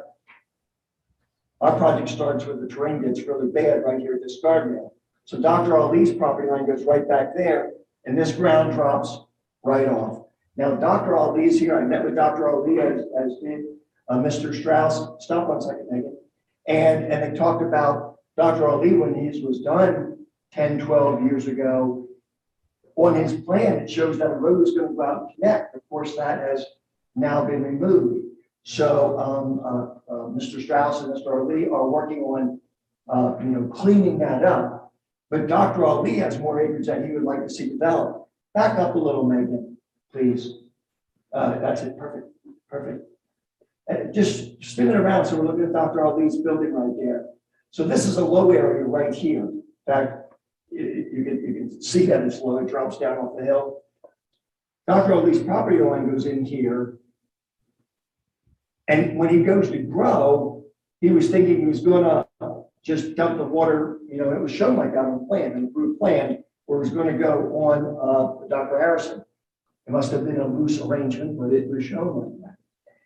What we would like to do, and we're in talks with, David is in talks with Dr. Ali, and I'm in the middle to make sure it's going to work. We're going to reserve and grant to Dr. Ali a stormwater area so that he can continue to grow his practice. This plan is approved for 2 more buildings, and all that water then can come down and he can use stormwater in this corner of the property. Okay, let's keep going out now, Megan. Dr. Ali, did you have any questions about that? I know you and I have gone together. In the future, the foundation was access and the road. Okay, The location was. yes. Spin back again, please, Megan. We're getting ahead of ourselves, but I'll tell you the whole picture. Not that Dr. Ali's ready to do it yet, but since that road's not going to go out there and he only has 1 access point and he has good sight distance here, he would like his new road, because he was going to have parking come all the way around his property. He would like a second entrance right in here. So that was the other thing that Dr. Ali was talking about. And that's on his own property. His stormwater is going to be in an easement that's going to be on our property. Okay, Megan. Now that second entrance though would be, have to be approved by the county road. Yes, you're exactly right. We got to get our road approved by the county. I submitted all that stuff to the county a few weeks ago, and I think it's coming along fine. So this is Howl Road. It's going to stay now. Here it becomes close to grade. People can walk on the grass. It's close to grade. There was a little bit of shoulder, kind of disappears there. Our new entrance, the county did not want our entrance to align with, spin around 1 second, please, Megan. To keep going all the way around, that's been over there, of course, you know.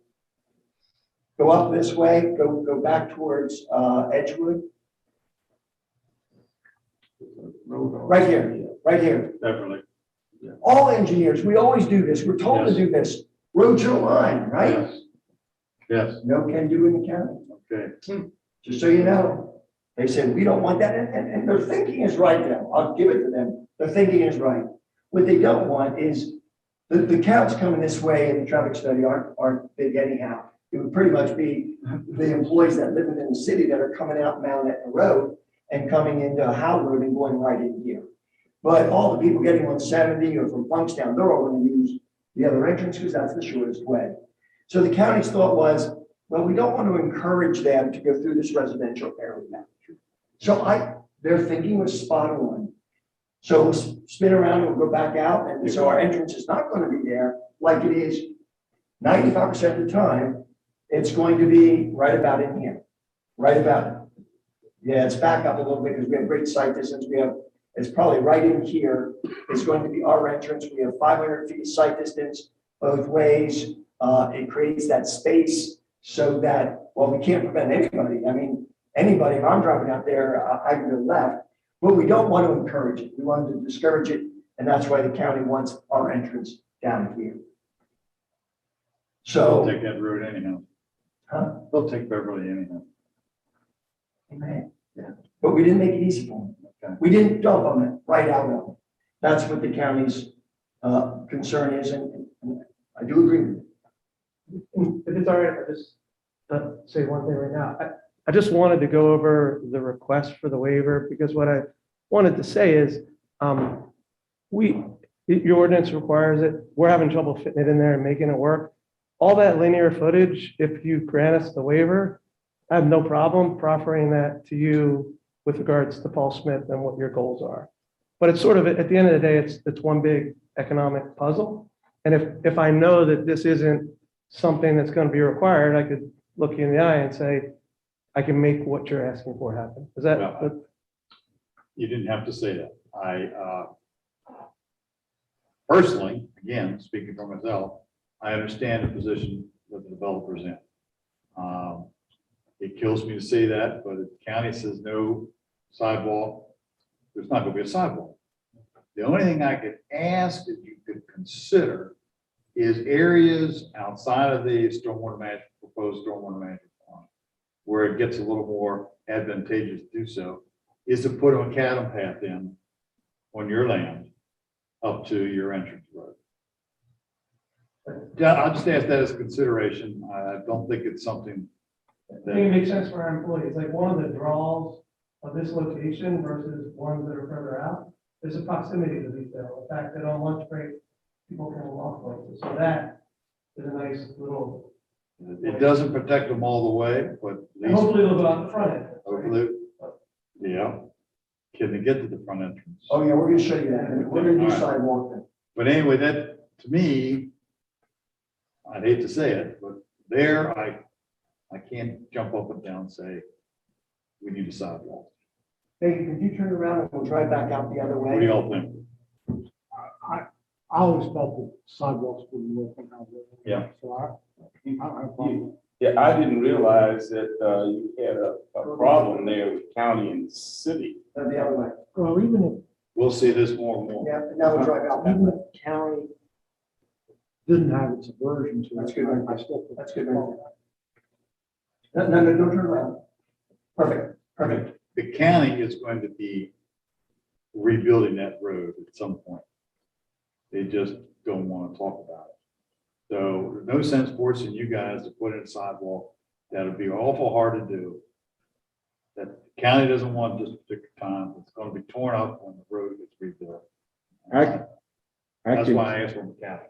I can tell you right now that that road is very dangerous at night, because that's where I go from my home to the sandwich shop there off of Dual Highway. Rather than going down Dual Highway, I go down and come not Edgewood, but that light, the light there where the AT&T and Walgreens is, and make that turn and go down and turn in the back of that. And I have my high beams on the whole way because deer. yeah, right in there, because it's for not only for deer, but that place where the guardrail is, you get somebody coming around that thing with their high beams on, you're SOL. Because you can't see because. Right, because it is headlight, yeah. Judy, how do you feel about the sidewalks? No, it makes sense not to have them. Would it make sense to widen the shoulder to the width that's up here? Going up, keep going out this way, I want to show you something. I think you, I know what you talked about, yeah. I think you've convinced us. I mean, I don't know. So we don't need sidewalk, but Doug had asked, would we do something? And I'm just trying to say, what would be the most reasonable? Right here, it gets really wide. There's a wide path there, and we could just widen it down to our entrance. I think that's a great idea. Yeah. So if we just widen the road a little bit and we get 6 feet, that could be a bike lane. Yeah. From our entrance up to there, widen it, we probably only need to go, 3-4 feet. It's at grade, it's gonna be, relatively easy to do, and it gives it a wider path. I just gotta get it through by the county. Chris, Shelley, is that okay with you guys? Yes. Yes. Excuse me. I think we're green. Yeah. And then it would stop at the guardrail, right there. We have to. Got it. So now your property line is in the city, is that correct? Our property's in the city. The right of way line is right along here, and that's why I gotta get permission from the And the county. county doesn't want you to do anything on their property. No. What are they gonna do when they wanna widen the road? If you look, here's a good example. I just saw this yesterday when I was on Southern Boulevard. They have sidewalks on both sides, but the county does a better job, I think, of open section.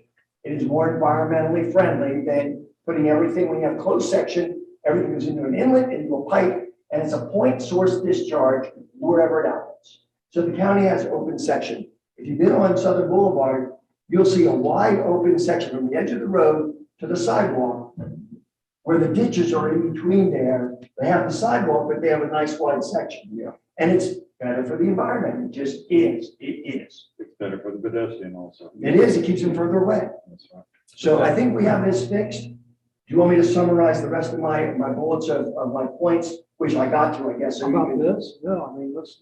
Okay. We're sidewalks on Edgewood. Sidewalks on Edgewood now. Let's go to sidewalks on Edgewood. Staff would recommend that you allow them to summarize it because you got to make a finding and a motion to grant the waiver. Yeah. So let them put it on the record. If we did that tonight, we don't have to. Yeah, I'm asking for the waiver tonight on how. Oh, On okay. how. So I'll go We over can the do rest of that. my points. I'm on item A.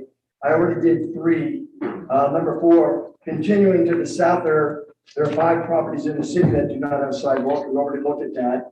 And there's a topographic constraints and the drainage constraints. And then number 6, there's no sidewalk from Howe through Mount Etna all the way up to the municipal stadium. So that is under A, avoids an undue hardship that was not self-created and results from the peculiar and uncommon conditions of the property. Our property in the city, the road being in the county.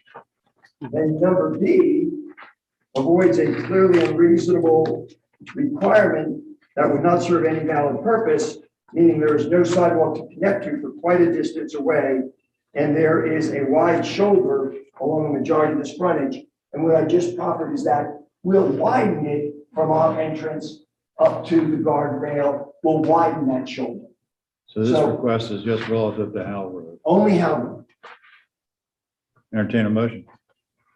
I move to grant a waiver of the sidewalk requirements along Howl Road for reasons A, B, and D of Article 5. let me remove D. Let me remove D. When I clicked D, it was going to be for Edgewood, and we'll talk about Edgewood next. Okay, D is really for Edgewood, and so it's A and D. and B. Okay, that's my motion. I'll second. Any discussion on the motion? Would you all understand it? We're ready to vote? All's in favor, please say aye. Aye. Opposed? Hearing none, I rule it passed unanimously. Thank you, ladies and gentlemen. Megan, could we go to Edgewood now? We'll stay on, let's go to the aerial and we'll go over to Edgewood.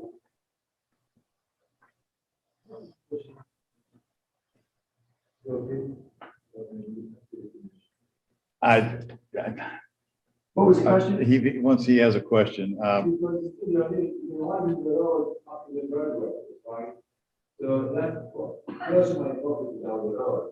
So that can be my responsibility to my road also. No, we're just winding it up to the guardrail. We're winding the shoulder about 3 feet so that we have a, That's very close to my property. When I reserve my property, I have to exit. Also, I have to widen the road until the connection with the.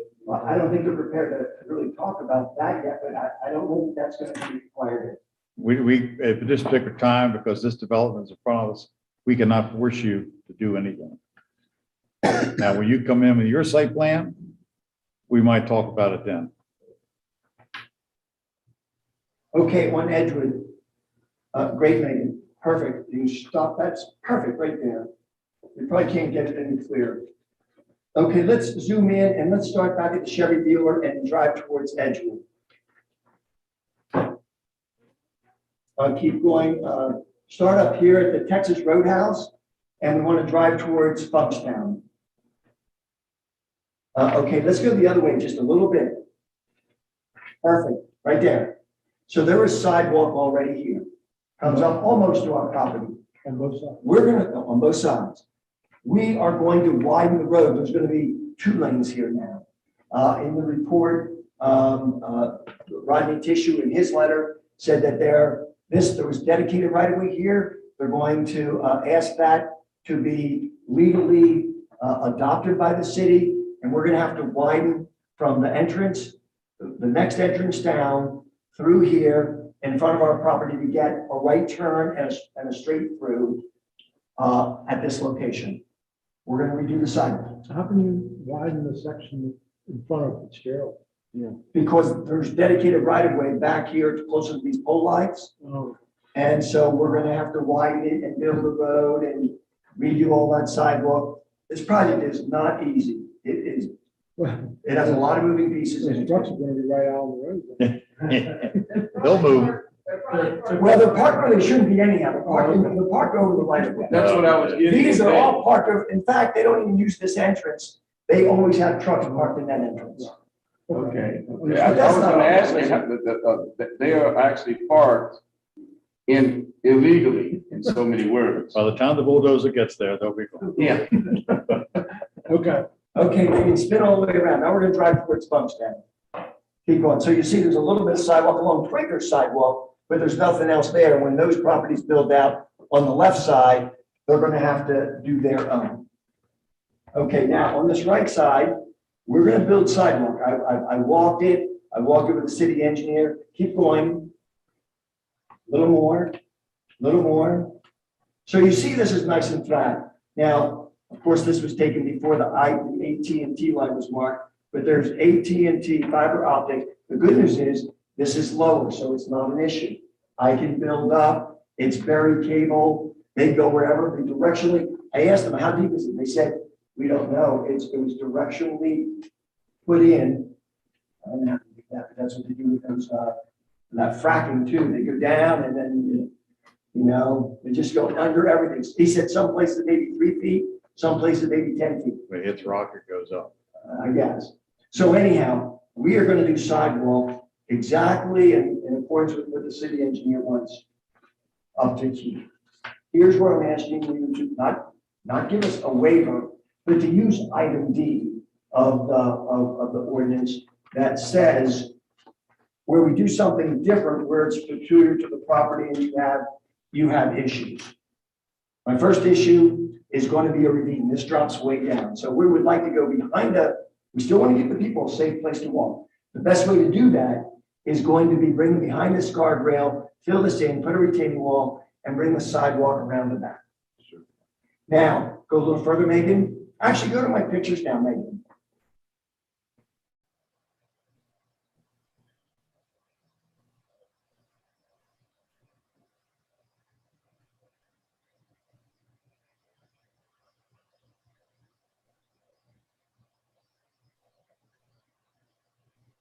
You want me to pick one? Yeah, that's a good question. Let's go with that one right there where the Christians.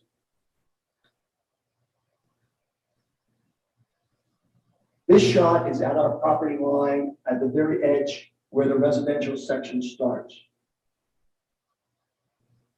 I should have just stayed with street view.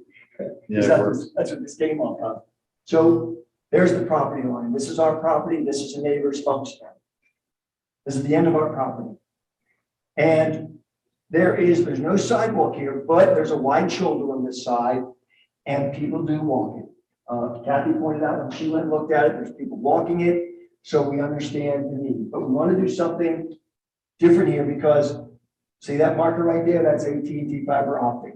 If we go up further, okay, let's go to a different one now. So hold on one second, hold on. So what we want to do is right at our property, we want to bring an asphalt sidewalk and go up around the back of this steep bank because you're going to see how steep this is. And we have the AT&T thing here.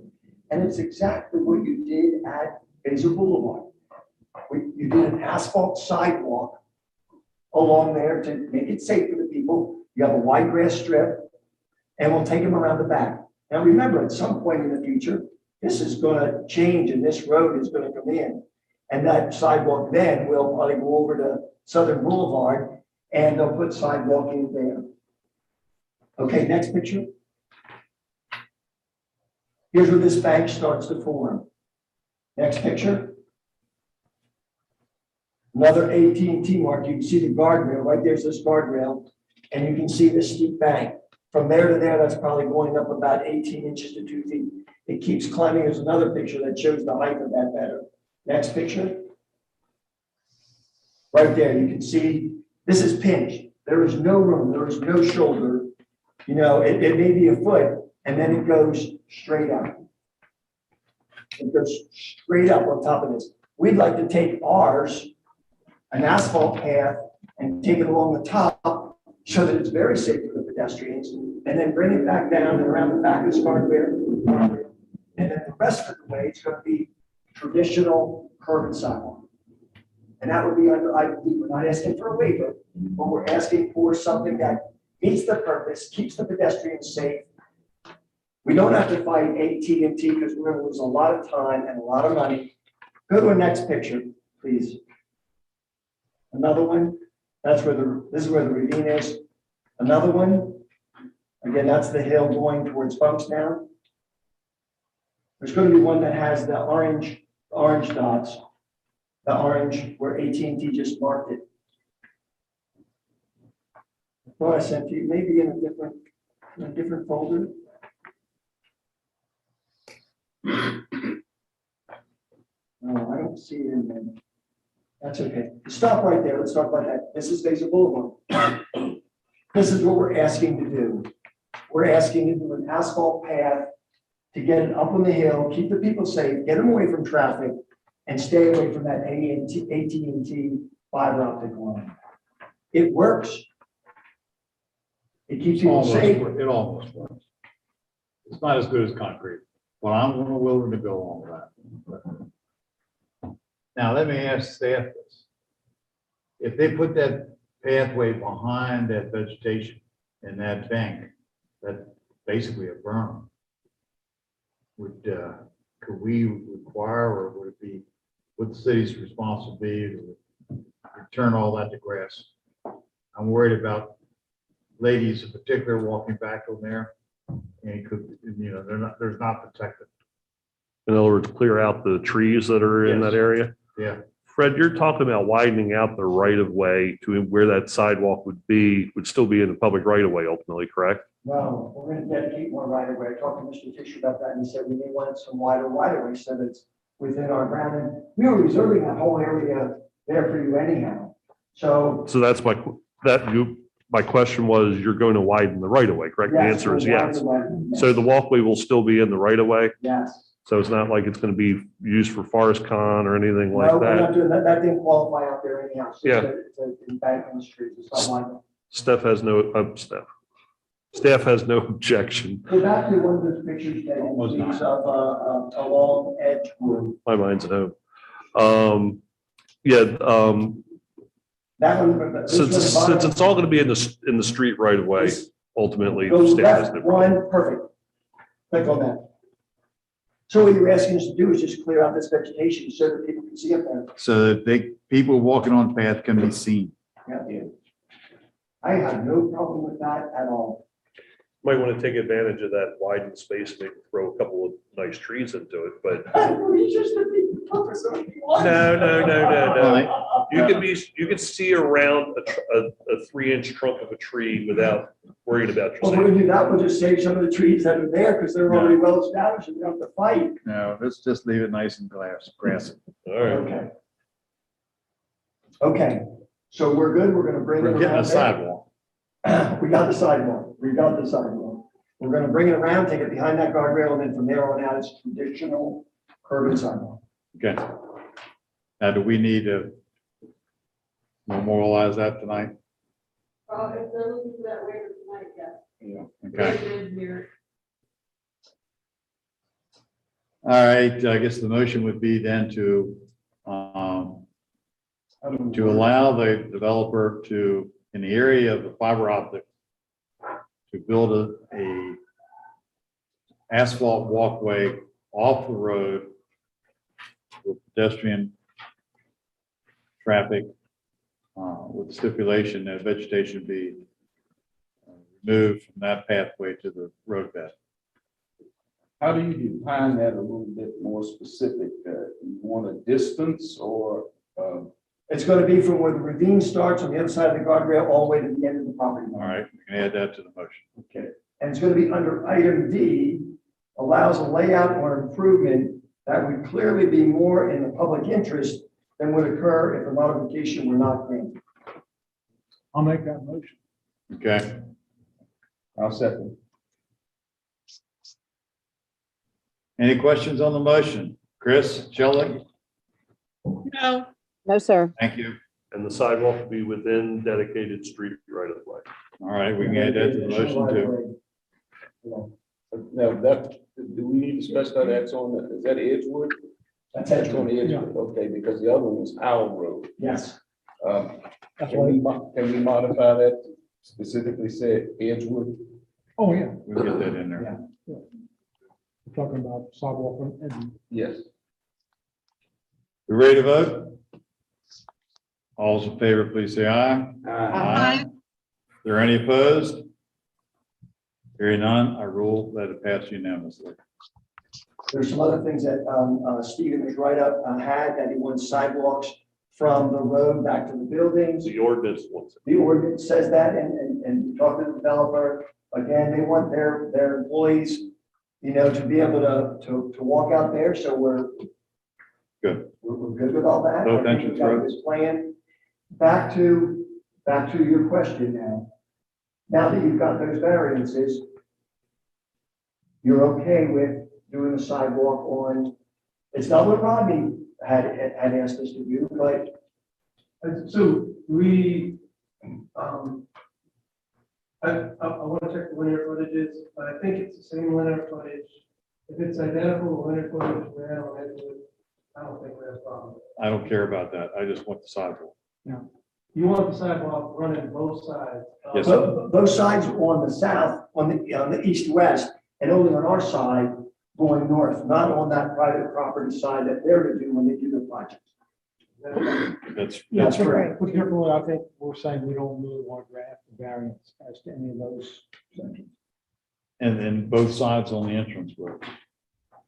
Both sides on the, We just. wait a second, on our entrance roads into our buildings, Yeah, yeah. well, that has only ever been one side, on everything that we've done, everything at Basil, it's only on one Was- side. What does the ordinance call for? One side? Or it's both sides? The That's entrance drives. for the entrance drives. Just needs one. one Okay, side. all Yeah, right. that's what's done everywhere. I'm not gonna push you past that. Okay. The idea is making sure you're walking onto or off the site from the public sidewalk. You're not walking in the driveway to do it. I get it. I get it, but both sides just. All right. Where are we going next? Oh, No. I think we have two things. okay. And one, I mean, if you don't mind, I'll talk for a second. Go ahead. I think there was a recommendation that you talked a little Steve, about the forest. Oh, yeah, yes. And to make that easy, I'll talk to you. Okay, that was, okay. You said, sorry about that. There was a recommendation for the Right there. forest con. Red, yours is over there. Okay. Recommendation for the forest con. I think it's, I think I agree with the intent. I think this is more talking with Fred, we believe that's better handled through landscaping and the forest con being little sticks that are put in a tube that we could proffer taller trees and better materials, if that makes sense. So Fred, if you want to bring up the concept plan, I think the request was along Howl Road between the homes and our building that we consider an additional forest con area. I think from our first meeting, I've always said our intent would be to heavily landscape this area. And I think from talking with Fred, the recommendation was we do that as forest con. I think you get a better product through landscaping than forest con. Thank you. We're going to have stormwater management for Dr. Ali right here.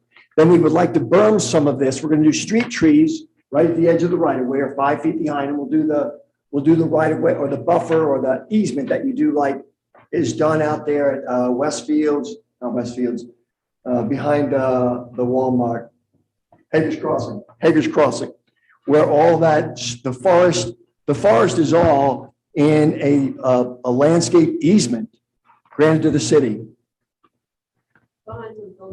No, along the street, but it's behind the right of way.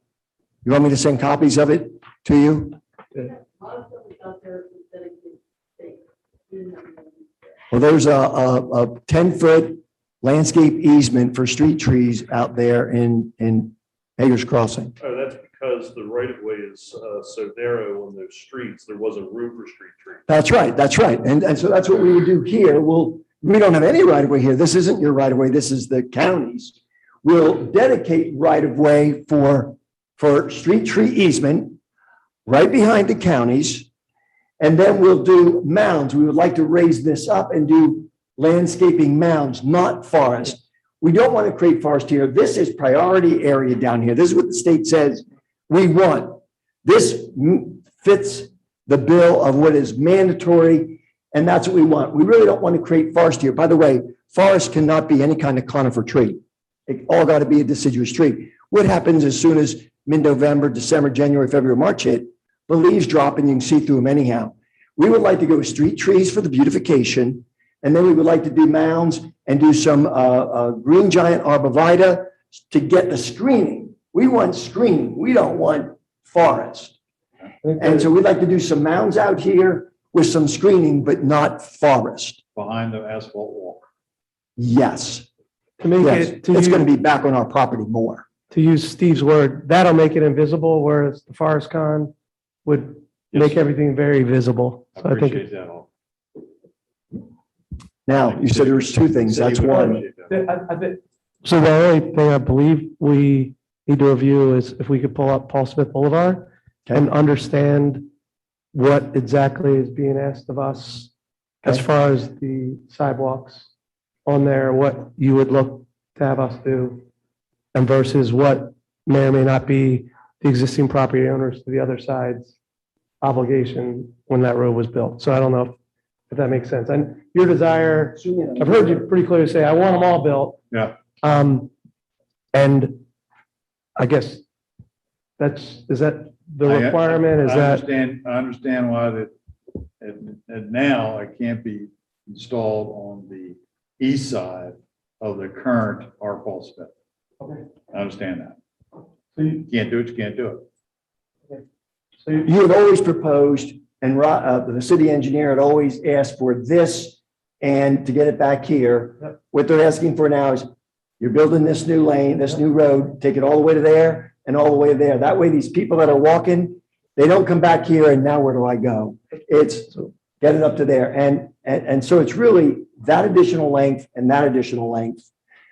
that's fine. And I'm hoping it's going to be a little bit more, but it may not be too bad. Granted, we don't have to cut that bank down and do AT&T. No, it's fine. Can't do anything on Hal except for widen the shoulder a little bit. I think that's very fair request in light of, I mean, I always say that, thank you for Well, thank working you. with us, and I've always looked at it, Howl Road it was about function, not about economics. And whether we're just transferring the economics over here, and everybody's better off for it, I so. appreciate your willingness to cooperate also. Yep. I have one question. Where's the pumping station? Yes, okay, Megan, if you could go to our concept plan. We'll zoom in on this first. It's hard probably to see one here. I'd rather go to the concept. Oh, yeah, I think concept's going to be better.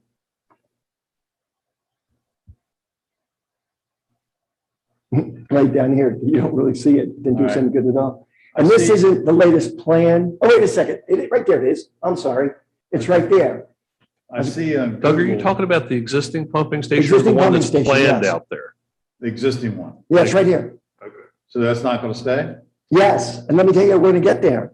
Right now, That's my point. they come back through some gravel road.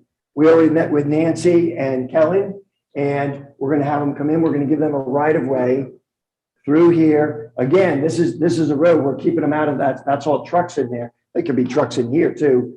This is overflow truck parking. This is the docks. That's where it's going to be busy. So we're going to bring them in. They don't have to make this turn. We were going to do this, but it was too hard of a turn. So we bring them straight in, straight down. Okay. So we got them access. We got them better access than they had. And it's going to be on our subdivision plat for the right of way. So that, you said that's overflow truck parking, This, then that will not be, blocked. But with overflow trucking, they'll be able to get through there. oh, yes. Oh, absolutely. They can get there anytime. That's got to be unobstructed. If there's going to be a guard house, which there often is with warehouse distribution, you'll be able to go this way. The guard house would be, typically it's where the trucks are. So there could be one here and there could be one here. And there could be, they'll probably just have one of them and it'll be the primary in and out. And these others are just extra, but they haven't given me those plans yet of where guard houses are going to be, but there won't be a guard house. There'll be, the city will be able to go right back through there. The city's probably going to put their own gate someplace here. Okay. You've got a plan. We got a plan. Already been worked out. Okay. Any other questions of the developer or the staff? We have 4 guests with us tonight that might or might not be interested in talking about this. It's getting awful late for all of us. But you all came out, you sat through this. If anybody wants to talk, I will give you that opportunity. It's not what we normally do, but when citizen comes out, we like to give them a chance.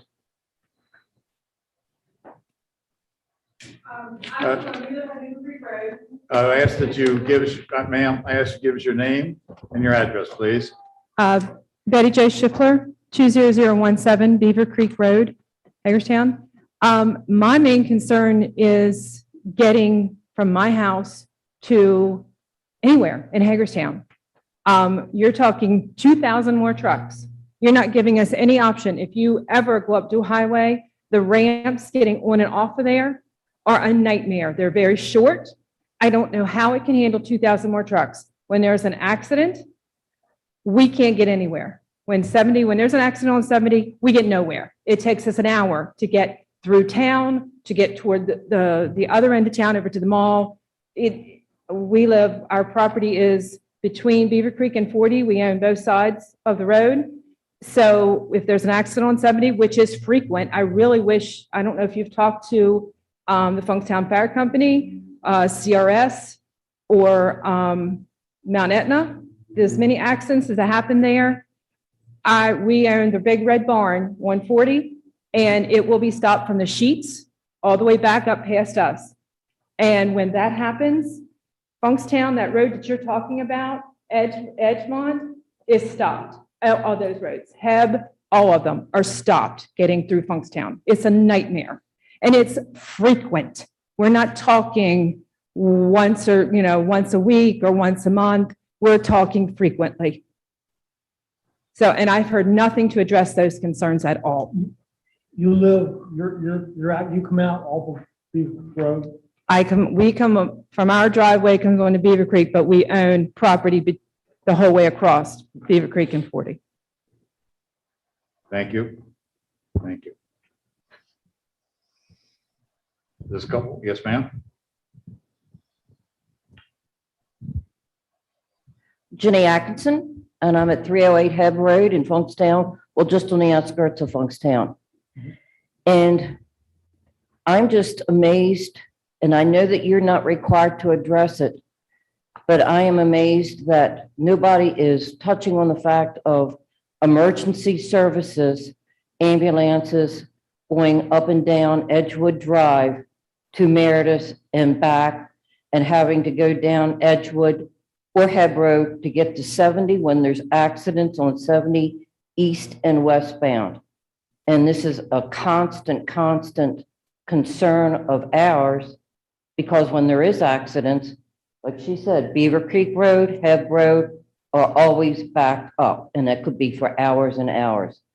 And what kind of delay is this going to cause with emergency services getting up and down on Edgewood Drive to get to Meredith and to other emergencies in that area? So I think that with this amount of traffic going across Edgewood and coming up 42 Edgewood, I think that that should be a very serious concern of this committee. And I realize that that's nothing that you really address because it's not required, but I think at this point in time, it really should be addressed in one way or another. Thank you. Thank you. Thank you. I just will say, we'll certainly pass those comments on to our city engineer, who's much more adept at analyzing that stuff than we are. But there has been a traffic study done, and I don't know the results. I have not seen that traffic study. I know the city engineer The has. traffic study was reviewed by the county and the state as well. It wasn't just the city looking at it. So there has been attention to those traffic issues. Whether it relieves what you're talking about or not, I can't answer, but there has been an attempt at least to address those issues in this plan. Proof's in the pudding, I know. But that's, Well, do you think that do you think the construction of that other road, that other intersection, out of the Dual Highway, will relieve some of the pressure that now basically is confined just to Edgewood? I think that's to be reported by the traffic study. The way this is designed, what you're going to have is cross traffic from this site across Edgewood to get over to Paul Smith. These vehicles, these trucks are not going to be traveling on Edgewood. They'll cross Edgewood at a controlled signal. But traffic studies, typically what they deal with is overall increased volume. The number of trucks coming and going out of the, or cars in general coming out of the site in any given hour. It's all prorated on certain numbers based on the business model, et cetera. Things like what happens in the area if there's an accident on Interstate 70 that ties up the local street network. I'd have to defer to the city engineer on how something like that, because those are, although I'm sure it's more frequent than people would want it to happen, it's not something that happens on a daily basis. And I don't know how the traffic study would address that. that's why I defer to the city engineer. Yeah. Will we see the traffic? Will that be something that's presented as part of this, when this comes up for site plan? Yes. Because ultimately, the road improvements that are being proposed with Paul Smith and the connection from Paul Smith over to Dual Highway, the signalization on Dual Highway, the signalization on Edgewood, that is all based on the data that is being generated by the traffic study. Okay, thank you all very much for your input. I think we heard it, and hopefully the city engineers have also. Maybe you can go back and look at that study. And our next action will be, I guess we need to give direction to the developer to proceed forward based upon what we did tonight and what he presented us. So You've already approved the waivers, so Approved the waiver, so we are contingently approving the preliminary site plan, Well, sketch plan. sketch plan. You're authorizing them to move forward Yes. with their site plan. Whatever that wording is. Yeah. Thank you. I'll take it, entertain that motion. I'll make a motion that we approve the sketch plan as presented to us. So moved. All righty. Any questions? Any discussion? Further discussion? All's in favor, please say aye. Aye. Opposed? The motion passes unanimously. What happens next is that the engineers will come back with, and the developer, with details, site plans. And One thing that may happen in between is you may receive a separate application for the forest con variance Okay. for the removal, because I don't see that waiting until the site plan approval. You're gonna want to have that, want to have that in hand well in advance. So all righty. if it can hold off, no, seriously, our December agenda is incredibly packed already. Entertain a motion for adjournment. So moved. We're adjourned. It has to be. Next